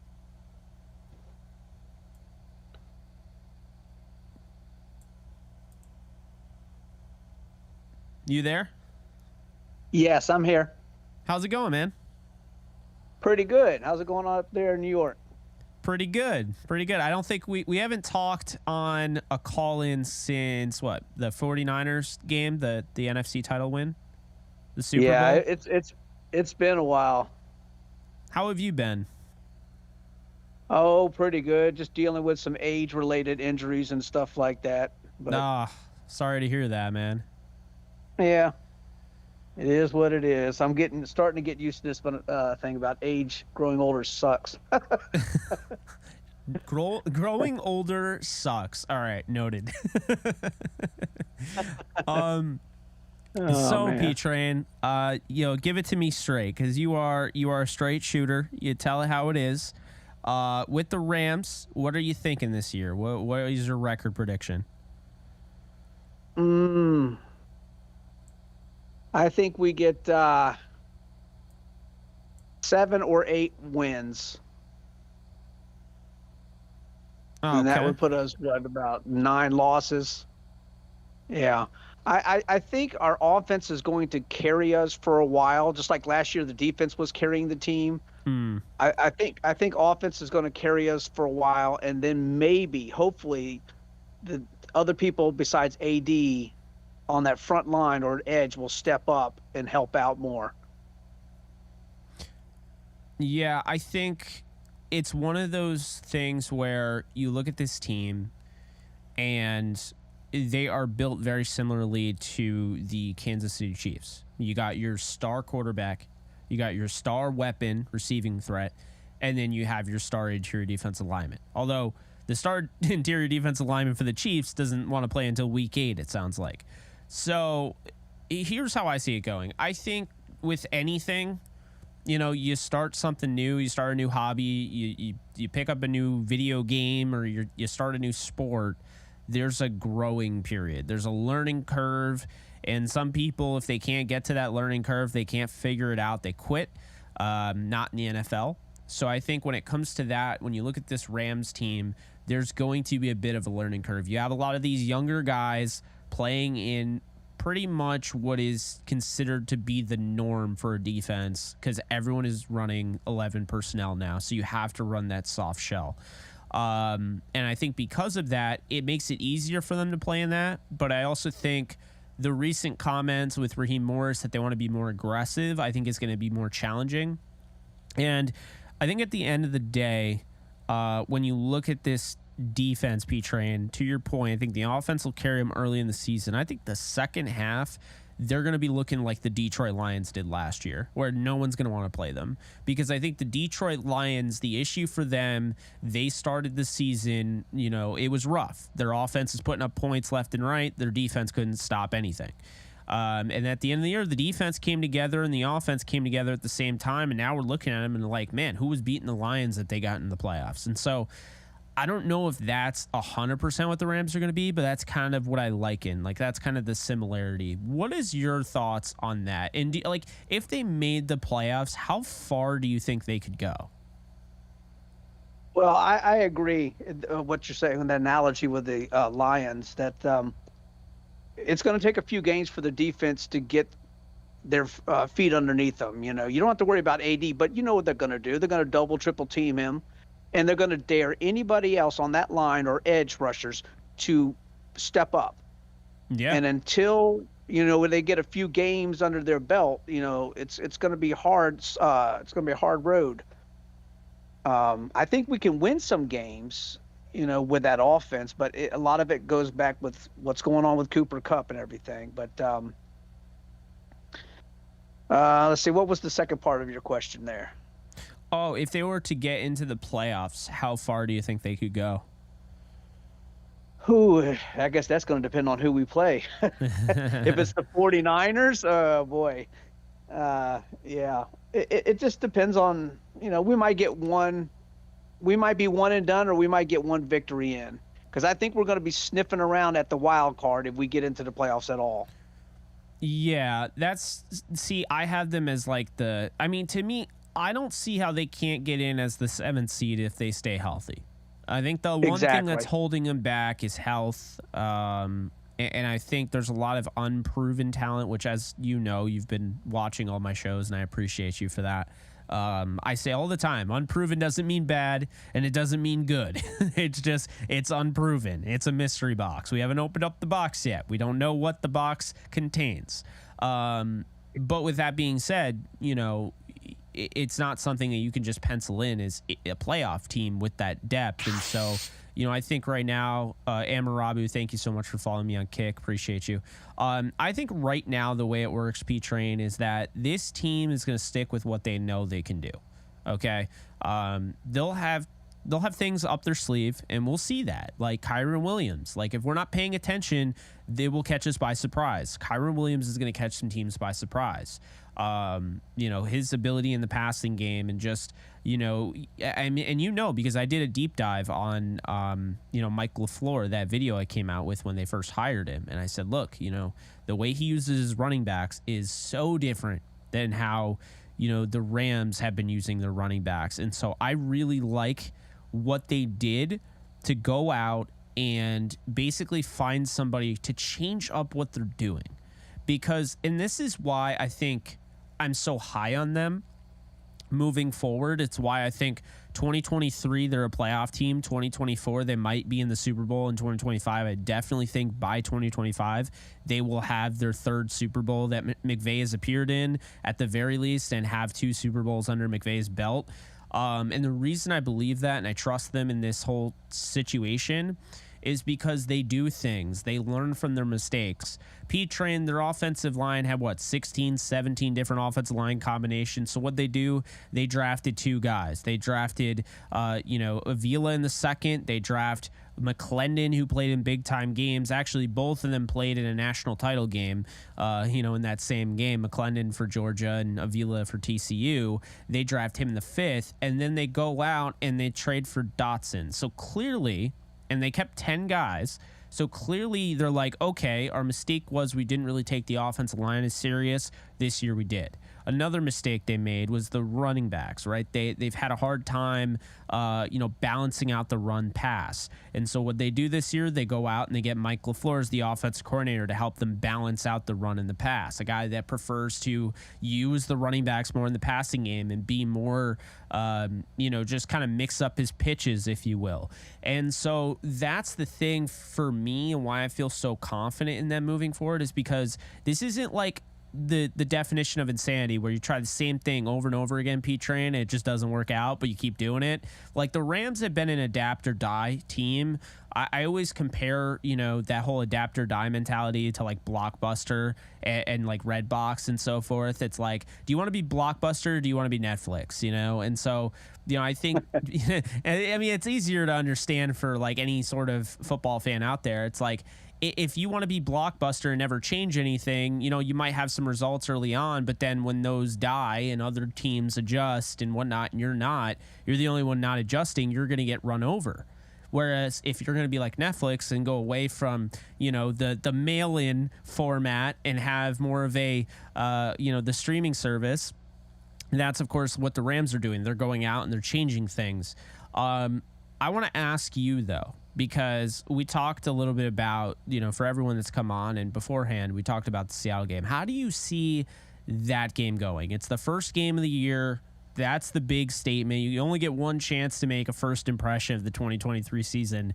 Do they start off with that first impression being in the win column? Ooh, boy. Putting you on the spot. Yeah, I can see them winning it, and I wouldn't be surprised. But if they can't stop the run like they haven't in preseason, I know they haven't put all their starters like AD and all of them out there. Mm-hmm. But if they can't stop that run against Seattle, they're going to have a hard time. I mean, they're going to put up their points. Matthew Stafford has been looking really good. Been hearing a lot of great things from camp and everything. And so the Rams are going to get their points. But it's going to come down to, can the defense get enough stops at some time during the game to make the difference? But I think we can walk away with a steal on this one and shock a few people. Yeah, I definitely think so. I think what would be really cool is the scenario of, the Rams, they're this, the Rams that, they're bad, all of that. And then they come out and they punch Seattle right in the mouth. And then they go into the 49ers game week 2. And everyone and their mother's like, oh, Brock Purdy this, Brock Purdy that. And they punch them in the mouth. And it would just be great to see them start off with a 2-0 record. I'm not saying it's going to happen, but I could see it happening. I don't see them beating the Bengals week 3, but I think there's too much bad blood there where the Bengals are. I mean, they're going to be riled up about everything, but yeah, no, I think the Rams will start off with at least a week 1 win. I had Andrew Siciliano on Believe in Rams, and he said basically, I trust a Sean McVay week 1 team. And I that's kind of where I'm at, is that I think they're going to win, but I trust Sean McVay week 1. Week 2, we'll see. We'll cross that bridge when we cross it. But week 1, I definitely believe that they're going to win this game. It's going to be tough. I'm giving a ton of credit to the Seattle Seahawks offense. Like I said, 34-31, but I think they pull off the W for sure. Yeah, if we can, let's talk about this Cooper Kupp and all these injuries that are seemingly mounting up. And yeah, I know you were mentioning in your previous podcast about the hamstring injuries are nagging ones that can hang around for quite some time. But and that's very true. It just seems like lately, ever since he hit 30, he's been getting more injuries, and he goes back out and gets injured again. I was like, I've heard trade rumors, how they are, just rumors that Devontae Adams might be available by the deadline if the Raiders start faltering, because I don't have a whole lot of faith in Van Jefferson personally. He hasn't shown me enough, and we'll see what happens with Tutu. I'm high on Puka though. and Demarcus Robinson. I think I put in one of your chat rooms a few weeks ago that I would not be surprised if he's the number 2 receiver by the end of the season. Yeah, that's big. Real quick, I just want to give a shout out to Jordan Phillips. Thank you so much for the 5. Appreciate you, Jordan. But yeah, sorry about that, P-Train. What were you saying? Oh, no, I was just saying that, without Cooper Kupp in there, it's going to be a hard road. And his mounting injuries are really concerning me, that have we seen the best days of him if he's, the best ability is availability. This is true.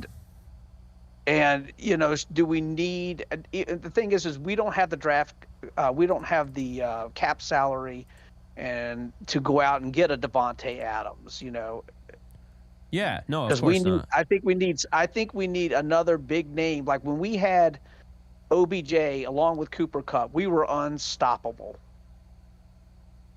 Yeah, and I think you need another big name to go along with Kupp, because especially when he's getting injured quite a bit lately. So Cooper Kupp's injuries, to your point, groin pull in 2017, concussion in 2018, MCL sprain in 2018, ACL tear in 2018, then went until 2021 without an injury. Then he had a knee bruise. He had a pedal ankle sprain, unspecified, grade 1, in 2022. And then he had a ankle sprain that became a grade 3 ankle sprain, which was about 2 weeks later. He had to get tightrope surgery on the ankle. And then August 1st, 2023, he has a thigh hamstring strain grade 2, which isn't great. Then he had the setback that we just found out about not long ago. So it's not great. Those are a lot of injuries. He has a 57% chance of re-injury in 2023, according to DraftSharks.com. He's got a 4.8% chance of injury per game. He's got a decent durability grade of 4.5, which is ability to produce despite relatively minor injuries. 5 is the most durable. He's projected to miss at least 1.5 games per season. So, that doesn't get better as you age. To your point. So, I mean, I gotta say, I think, I totally understand with Van. And I want to ask you, because you're not as high on Van as I am. Does the whole thing with Van Jefferson, as far as him having the 800 yards as the 4th option in 2021, did you have any sort of confidence in him following that season, or have you just never really been high on him? It's kind of a little of both. I mean, if I'm trying to get my timeline right, because was it 2 years ago that he had that 800 plus season? So yeah, so last year he obviously didn't. He got hurt. And then the second year, which was the year prior, is when he had the 800 plus yard season. And that was when you had Deshaun. That is when you had Robert Woods, you had OBJ, you had Cooper Kupp. And what we found out is, and to add to his, credit, and of course you had Higbee as well, but to add to his credit, Van played half the season, the end of the season, injured. He was injured in the Super Bowl. He was injured in every playoff game. And he took forever to get back last year. So, I look at it in terms of Cooper Kupp's out, Matthew Stafford's out, Aaron Donald's out. They get a bunch of necessary rest.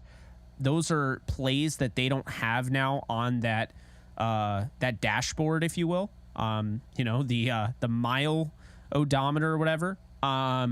Because they got to spend that time rehabbing, but also, not taking serious hits. Could I not make the argument that Van, who took a lot of time off, right? He came back, he played well towards the end of last season. Is he just somebody that, maybe he got banged up a little bit, he tried to play through it because it was an exciting all or nothing, we're going to win the Super Bowl type season, hurt himself in the process moving forward, and now here he is in his contract year with a lot at stake. He has the ability now fully healthy to really prove everyone wrong. I think he does, and I think there's a couple other things to add with that. To your point, last season, Matthew Stafford was injured and didn't do a lot in preseason and everything in training camp. So there was that rapport that wasn't really built with Van Jefferson and other receivers there. So that could have played a factor in the not so great season that Jefferson had last year. And I think another thing is that, and I don't think this is any big secret, it seems that Stafford and Kupp have a bromance. That is his guy, and he goes to him no matter what, it seems, and to the detriment of the development of the other receivers on the team. But with Kupp being injured, as he has been in training camp and preseason and so forth, the others like Jefferson and Tutu have had an opportunity to step up and get that rapport with Stafford that we might be okay without Kupp for now, for the first few games until Kupp can get himself ready. Yeah, it's Van is gonna have to step up. I've been a supporter of his for a while. I liked him coming out of Florida because of his ability to run routes and block and actually put it all together as a receiver. But I think the first year he suffers from Jared Goff not really wanting to throw the ball down the field. They wanted to only use him as a deep threat. That's why you saw him a lot early on in the season. And then when Goff stopped wanting to throw the ball down the field, and obviously it's there with his average depth of target, it was one of the lowest in the NFL. He stops trying to throw the ball down the field. Now Van doesn't really have a place in the NFL at that moment. Then you go out and get Stafford. Stafford only wants to throw the ball down the field. Excuse me. His first, big throw, I think it's the second play of the game. He throws a touchdown against the Bears to Van Jefferson, bomb. And it just kind of, it kind of all goes downhill from there. In a good way, kind of going down a hill, kind of enjoying your ride, because now it's like, man, this is fun, and then all of a sudden, you get an injury to Robert Woods. You have Deshaun Jackson one out of a winning team. No idea why. But all that stuff happens, gives him an opportunity, and then he's hurt. And he's at the point where, we don't find out until a little bit later that he was even hurt, But I think it's at that point where it's like, okay, now moving forward, Van is injured, but he has a huge opportunity. He recognizes it's a huge opportunity. And, it's a bummer because we didn't know he was injured.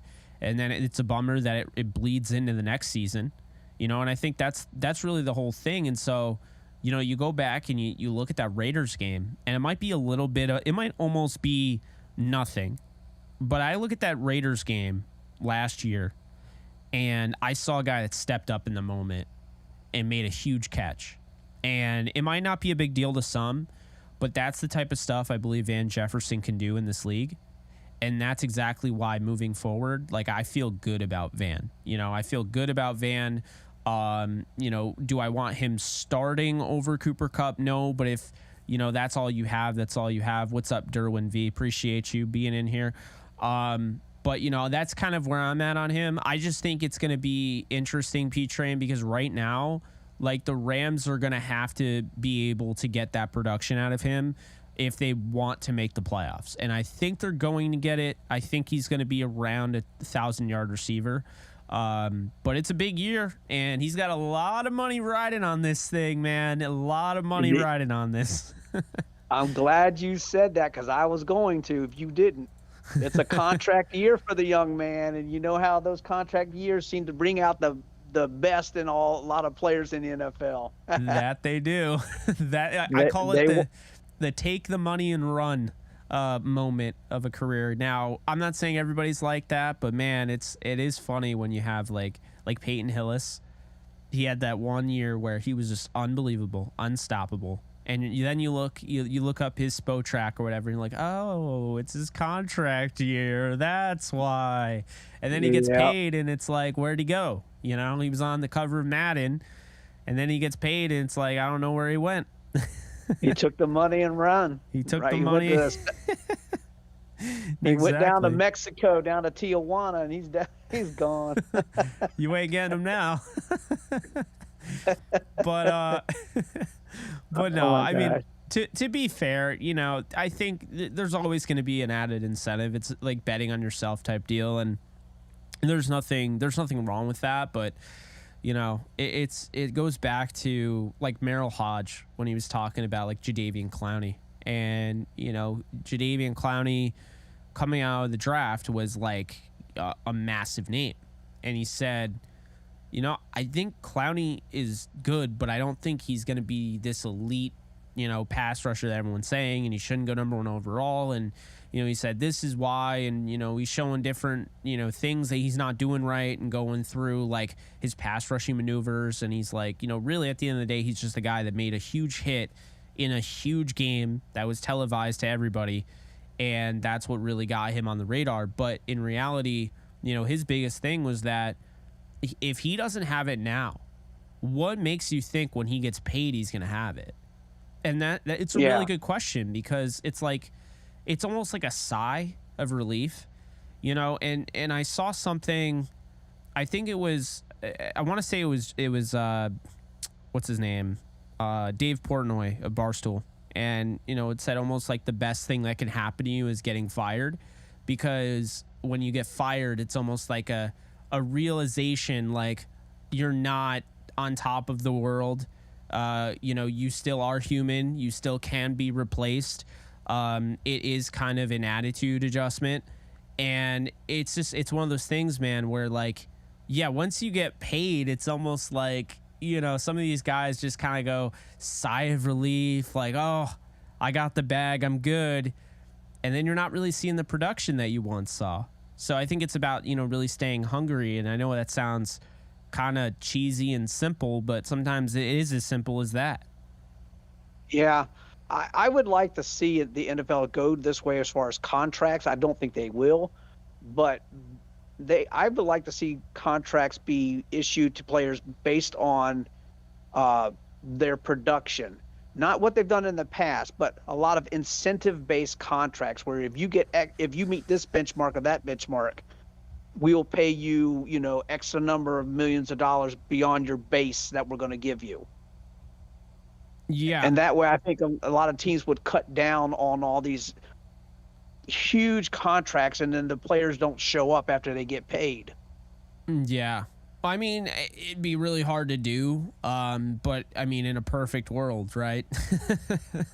Yeah, I mean, that Todd Gurley contract comes to mind. Jared Goff comes to mind.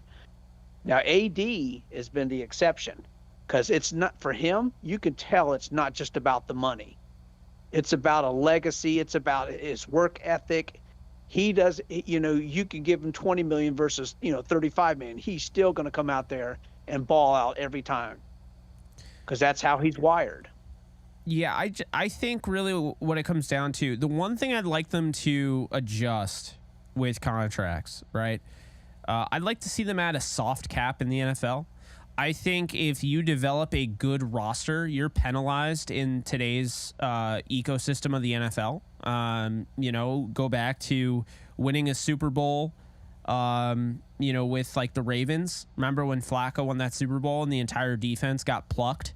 You know, in my opinion, I think it should be easier to, you know, sign your own guys. And the thing about a soft cap in the NBA that they have is that they can go over the salary cap to sign their own players. And I feel like, at least in my opinion, I don't think this league does a good enough job for when you develop and you get these homegrown players and you do all the legwork and everything to find them. Then you go through the process of developing them and turning them into stars. I don't think they do a good enough job to protect you. I don't think, you know, at the most, a 3rd round pick is enough to compensate me for losing somebody that top notch. And I think, you know, the way the franchise tag is, it's ridiculous. It's almost ludicrous. You know, so, you know, I think like Tyler Story's saying, I want to see bird rights in the NFL. Like, that's the type of thing I would lean towards, is that it would be cool if you could be able to pay your own players, go over the salary cap to do it. And then you have to stay under the salary cap if you want to sign players outside the organization. Because you know, and the thing I find funny is that people will complain about it or whatever, complain about what I'm saying. And it's just like, what I often look back to is when there wasn't a salary cap, right? And the 49ers would just buy players. And they did all sorts of like shady stuff too, like back in the day with DeBartolo and whatnot. They did all sorts of shady stuff. Like basically like they would pay a guy a bonus ahead of time before they even signed him just to sign him. And so that was back without the salary cap. And you need the salary cap to eliminate that, right? But now I feel like the salary cap is just like penalizing good teams and teams that are built the right way, that did it the right way. And it's like at this point, you know, I thought about the other day, I'm like, there's not really much of a point anymore, you know, with the compensatory picks. I mean, they're good, but they're not great. You know, in the MLB, you'll get a first round compensatory pick. You know, in the NFL, you get a third rounder and you get a late third rounder. So basically an early day 3 pick. And you tell me how that incentivizes you, you know? And so I think it's a little unfair for teams that just did it the right way, you know, found players through the draft, and now they have to pay everybody, and now everybody wants a ton of money. And it's like you have to make tough decisions. And it's why like the Rams end up without Austin Corbett, you know, and it sucks because they developed him. The Browns gave up on him and they developed him, and then they lose him. And it's like, oh, well, the best we can do is what? They got a 4th or 5th round pick. I mean, that's just awful. And that goes back to your point with that Corbett thing. I was so upset, like all Rams fans, about that one. But that goes back to your point where they waited on Von Miller to make his decision. Yep. And that caused the Rams to lose out on Corbett. And the funny thing is, P-Train, you just said they waited for him to make his decision, which we've talked about. Well, guess what happens? If they had a soft cap, the Rams don't have to wait on Von Miller. They already have Corbett in their back pocket because they can go over the salary cap to sign their own guys. It goes back to what I'm saying. And I don't know. It's just maybe I'm wrong, but I think that's how it should be. And I stand by that. The NFL does need to do something about this whole contract. Last thing I kind of want to talk about with you, unless you have other things you want to talk about, because I can go on all day with the Rams. I've been a fan since I've been in the 3rd grade, and I'm now almost 52 years old. I'll be 52 on the 9th of September. So, oh, wow. Birthday's coming up. Yeah. Joe Noteboom. Oh, Lord. What are the Rams going to do with this guy? Because they've moved him, and we all pretty much knew Alaric Jackson was probably going to take that left tackle position from him. Yeah. But moving Joe Noteboom over to right guard, what does that say about Ankrum? And then you bring in Dotson, who's also pretty much a right guard type player. Now, someone's got to be the odd man out. But the thing is with Noteboom and that humongous contract that the Rams are noted for with the Gurley and the Goff contract type things, you're stuck with them because nobody's going to want that big contract unless the Rams somehow shell out a bunch of money to pay for it, like they've done with other players. Yeah. Yeah, I mean, the whole Noteboom thing is really unfortunate, and the reason it's unfortunate is because I thought excuse me, I just had something come up. I just thought that the Rams did such a nice job of, you know, building him up the right way. You bring in a Hall of Fame left tackle in Andrew Whitworth. Obviously, you wanted to start Noteboom. You realize, we put him at guard. If we pigeonhole him at guard, we have him learn guard, it's going to throw him off at tackle. Right? So they didn't want to do that necessarily. Plus, David Edwards kind of pushed their hand because he was great. But, you know, they have Whitworth, and then he stays longer than they anticipate. So then it's like, okay, now the perfect moment. Noteboom comes in for Whitworth following his, you know, retirement and a Super Bowl win. And now it's time. And then, unfortunately, he gets hurt. He gets hurt very early on in the season. He played through it. Then he got hurt to the point where he couldn't recover. I think the problem here is that Noteboom is an athletic player. He's probably best fit at right tackle, but they have one of the more rock solid tackles in the NFL. So then you look and you're like, all right, well, where's his fit then? you know? And it's like Alaric Jackson was a UDFA who they spent a decent amount of money on. They paid him more for a bonus than anybody else because they knew they had something in him, and they've been developing him, and he stepped up. He stepped up in a big way. He had the blood clots, and that's what ended up screwing him over. But, you know, I think at the end of the day, when you look at it, Nopum's just had some unfortunate circumstances. He was a 3rd-round pick. He wasn't a first-rounder. They signed him thinking that he was going to take over, and we had seen some good things from him. And I don't think he's bad. I think really the injuries have hurt him.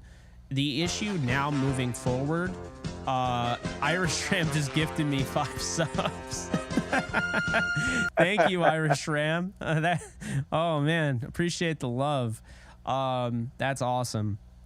But you know, I think that the thing is with Nopum, P-Train, is that it's not a matter of if this guy has it, right? It's not, we're not talking about Logan Bruss here, okay? Logan Bruss is moving to guard because he doesn't have, he's moving to tackle because he doesn't have that guard. That's what they figured out. But in my opinion, I think Nopum is a quality player. I think he's a starting caliber player. And this goes back to my loaded comment. I think the Rams have a lot on the offensive line where they don't even need to play him. And the problem is it goes back to they paid him, right? But you don't want to be the team to just have to pay a guy or to have to play a guy because you paid him. Those are the worst teams in the league. The teams that only, like, you want to look back at, like, you know, Bill Belichick and, like, the Patriots.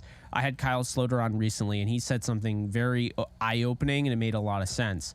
Bill Belichick is as great as he is because he doesn't care if he's bad at drafting, okay? What he'll do is he'll draft 2 wide receivers, and he'll find the receiver that actually is the better player in the 7th round, and he's not going to sit there and care about how it looks in the end. He's not like, oh, well, I picked N'Keal Harry in the 1st, and it'll make me look bad if I don't play him. No. He's going to pick that. He's going to take the 7th rounder who looks better in camp. He's going to take the 7th rounder who looks better in preseason. He's going to take the 7th rounder who cares more and is a better football player, and he's going to play him over the 1st rounder.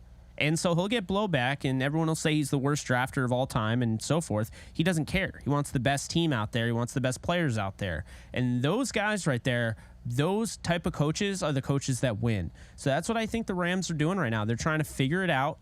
At the end of the day, they're trying to figure out what the best course of action moving forward is to make this team as good as it is. And by saying, okay, this may not be the best 5 right now, I think it's almost counterproductive to what they were trying to do. But at the same time, you know, I give them credit that they're sticking by Ankrum right now going into week 1. It seems like he's going to be the starter. He was a 7th rounder that they really liked, played in big games at Clemson. But P-Train, I think, just all together with the whole just everything that has gone on. What's up, A-Train? Everything that has gone on, you know, with Nopum is he's going to be around this year, and I think they trade him or they move on from him in some capacity next year. But you don't want to look at a guy like that just because you're paying him. You've already kind of made the mistake, okay? Like, yeah, this was a mistake. We probably shouldn't have paid him. Hindsight's 2020. But you don't want to make the mistake of getting rid of him this year. Like, people are saying, like, they should trade him, right? You don't want to make the mistake of trading him or getting rid of him this year if you know that he can be an important swing tackle this season. You just went through a season in which you had 16, 17 different offensive line combinations. Everybody in every which way was hurt. You don't want to just cut bait now and then tomorrow Alaric Jackson gets hurt. He's out for the year. And instead of you being like, oh, Alaric's hurt, this is awful, but Joseph Nopum is ready to go, and now we have that backup. Instead, now you don't have another guy.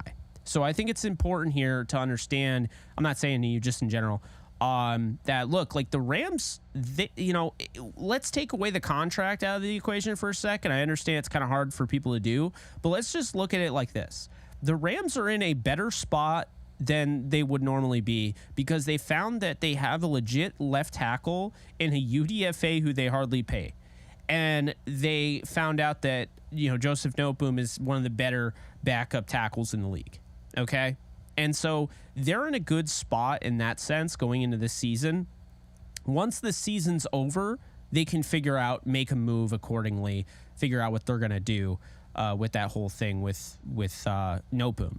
But this year, I'm not trading him if I'm trying to compete this year.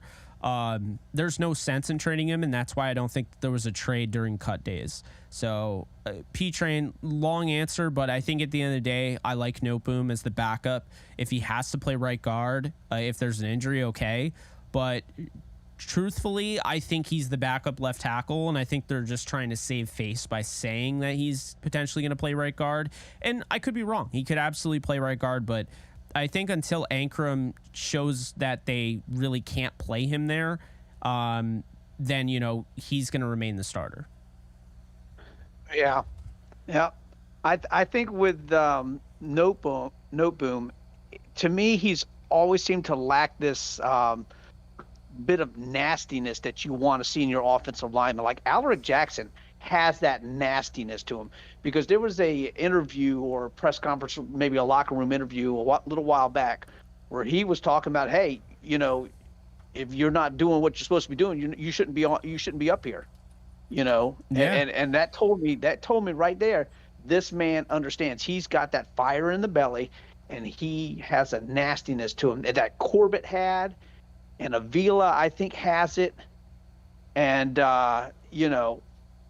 that's what I want to see from my offensive lineman, is the nastiness, and to be able to go into the trenches and battle hard every play. I just don't know if Noteboom has that. He's almost like a sweet, jolly giant of a man. He's got a lot of potential, but he lacks that edge that makes him want to be aggressive enough that you have to be in the trenches.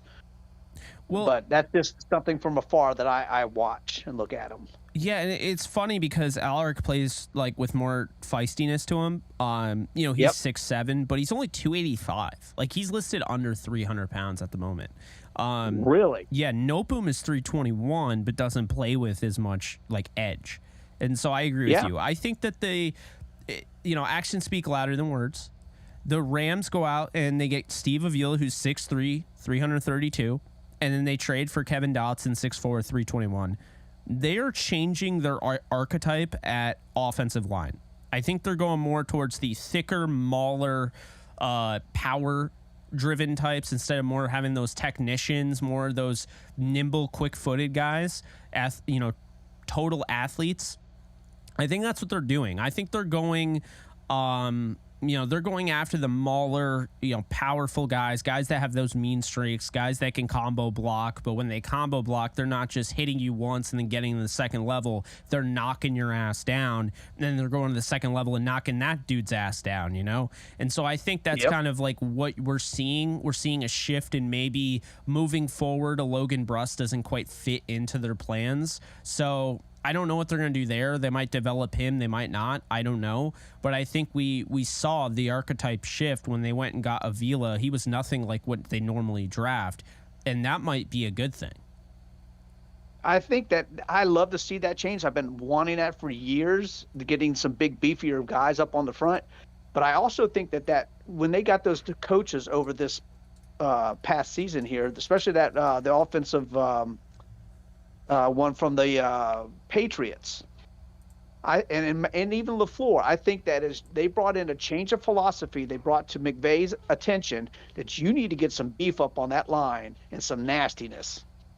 Yeah, no, I hear you there. I mean, you gotta at least make some sort of statement. And I think back when they had Harvey Dahl, somebody that like you weren't going to get away with hitting my quarterback late. I'm going to punch you in the mouth, Oh, yeah, that dude is nasty. I think that's what it's all about. I think you really want to be able to have guys that you truly feel like are, I don't know, you want to have guys that you truly feel like are blocking and are actually guarding, like bodyguards for your quarterback, and not guys that are just standing there. And I feel like Evans was just the guy, Bobby Evans, but... You said that exactly as I was thinking it in my head. I could see that picture of Bobby Evans against the Carolina Panthers. Famous picture of him standing out there with his hands out like he's blocking the air in the middle of the game. I'm like, oh my gosh, how embarrassing. I feel bad because I'm the one that got that circulated. I was watching the film. I was doing a film room, and I ended up taking a picture of that. And yeah, went like viral around Rams Twitter, and yeah, it probably didn't work out well for him. And I wasn't trying to get him to like lose his job or anything like that, but it's just when you have those things, when you have like, I mean, there's no get off whatsoever. There's no reaction. I mean, you can't be, you know, a turnstile, you know, and like I look back at like Joe Barksdale. The problem with the offensive line is this, is that you could have 4 great guys, but you're only as good as the worst guy in your offensive line. And so True. Joe Barksdale was a right tackle who never got the respect he deserved on the St. Louis Rams. And he played next to Davin Joseph, who earlier in his career was a good guard, you know, with Tampa Bay.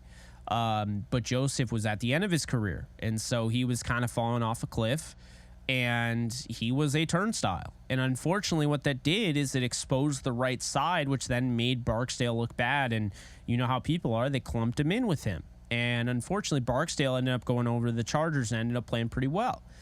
And it's one of those things where, like, I always bring that up because it's a reminder, like, Barksdale had a good year, but people will always look back on that and be like, that offensive line was trash. And they'll think about Davin Joseph, but they'll also clump Barksdale in there. And it's just a reminder of, like, yeah, you're as good as your weak link on the offensive line. And right now, the Rams' weak link is Tremaine Ankrum or Steve Avila. And those are good weak links to have, because we don't know what Avila could be, but I think he could be a Pro Bowler this year and an All-Pro down the road. And Ankrum, I think, is going to be a solid starter, but we haven't seen him enough to know. So I think that's really the only thing. But if they turn him into a legit starter this year and he ends up being like the guy, for all the crap that we give the Rams for picks, we're going to have to give him a lot of credit for nailing that hard on a 7th rounder. Oh yeah, yeah. That one play in preseason against the Raiders that I've seen multiple times, where Steve Avila comes off of his block because it got passed over to the center, and Alaric Jackson has the guy, and Steve Avila peels around and nails the guy. The Raiders guy knocks him on his butt. I was like, that's what I want to see. Hit somebody. Yeah.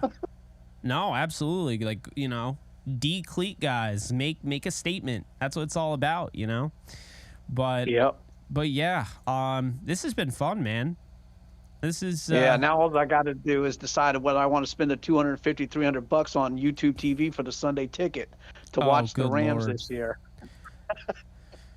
Yeah, a lot of money, and they'll be cracking down on those illegal streams. Not like I've ever done that, but you know, A-Train. I love Jake Ellenbogen. Thank you, A-Train. Amarabu. I think he gets cut / traded in 2024, rides the bench as the 6th O lineman. That's how I see it. And hopefully he rides the bench the whole year, because that would mean all 5 guys are healthy. That's what we want to see. Jeremiah I just saw that actually. Jason Dominguez homering on the first pitch he saw. That's amazing. Love that. We'll be back later today, guys. Definitely be sure to follow over on Kick and join the Discord. You know, we're growing over there on kick.com, and we stream every night. We also stream here on YouTube. The JE Lives have a lot of potential, I think, moving forward with this call-in feature. I think it's going to be a lot of fun, especially throughout the season. So, P-Train, thank you so much, man. I'm pretty much going to call it a show. It's been a lot of fun. All right. Thank you. Appreciate it. Absolutely. So, guys, that's going to do it. You know, a lot of fun. Really appreciate you guys calling in. We'll have to do more for this, and I think later on tonight I'll be playing. Maybe I start the Madden Rams franchise mode if anyone's down. Only on Kick, because I don't game on YouTube anymore. But you know, maybe we do the Rams franchise mode, or I don't know. We do something along those lines. Warzone, something. Let me know. But yeah, feel free to next time call in. Feel free to join the Discord. It's free. It's right in the description. The Kick is right in the description. We got 562 followers. Once I hit 600, I will do the Kevin Dotson you know, the Kevin Dotson breakdown, the film breakdown. So, yeah. I sound like I should be on FS1. I appreciate that, Sargon. Thank you. Great job hosting those calls, Jake. Thank you. Appreciate it. Yes, please be sure to hit the thumbs up. P-Trine, thank you so much. Thank you so much. Ruiz, thank you so much. Ashton, I mean, it's a lot of fun doing these. I'm actually like really stoked. I think this is going along very well. I did not do the Broncos game breakdown. They lost 41-0, and I wanted nothing to do with that game. It didn't happen as far as I'm concerned, so we're just gonna roll with that. But yeah, if you guys could do me a favor before you head out on YouTube, if you could do me a favor, I'm trying to get to verified status on Kick. So the best way to do that, of course, once I get to verified, it'll start pushing my content out there on the front page and everything. So if you can, just hit me with a follow over on Kick.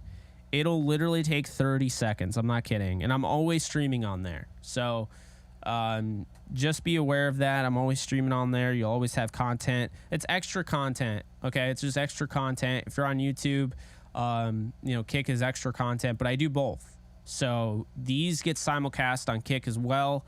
But yeah, be sure to go and follow me on Kick. I just pinned it in the chat, and it's also in the description.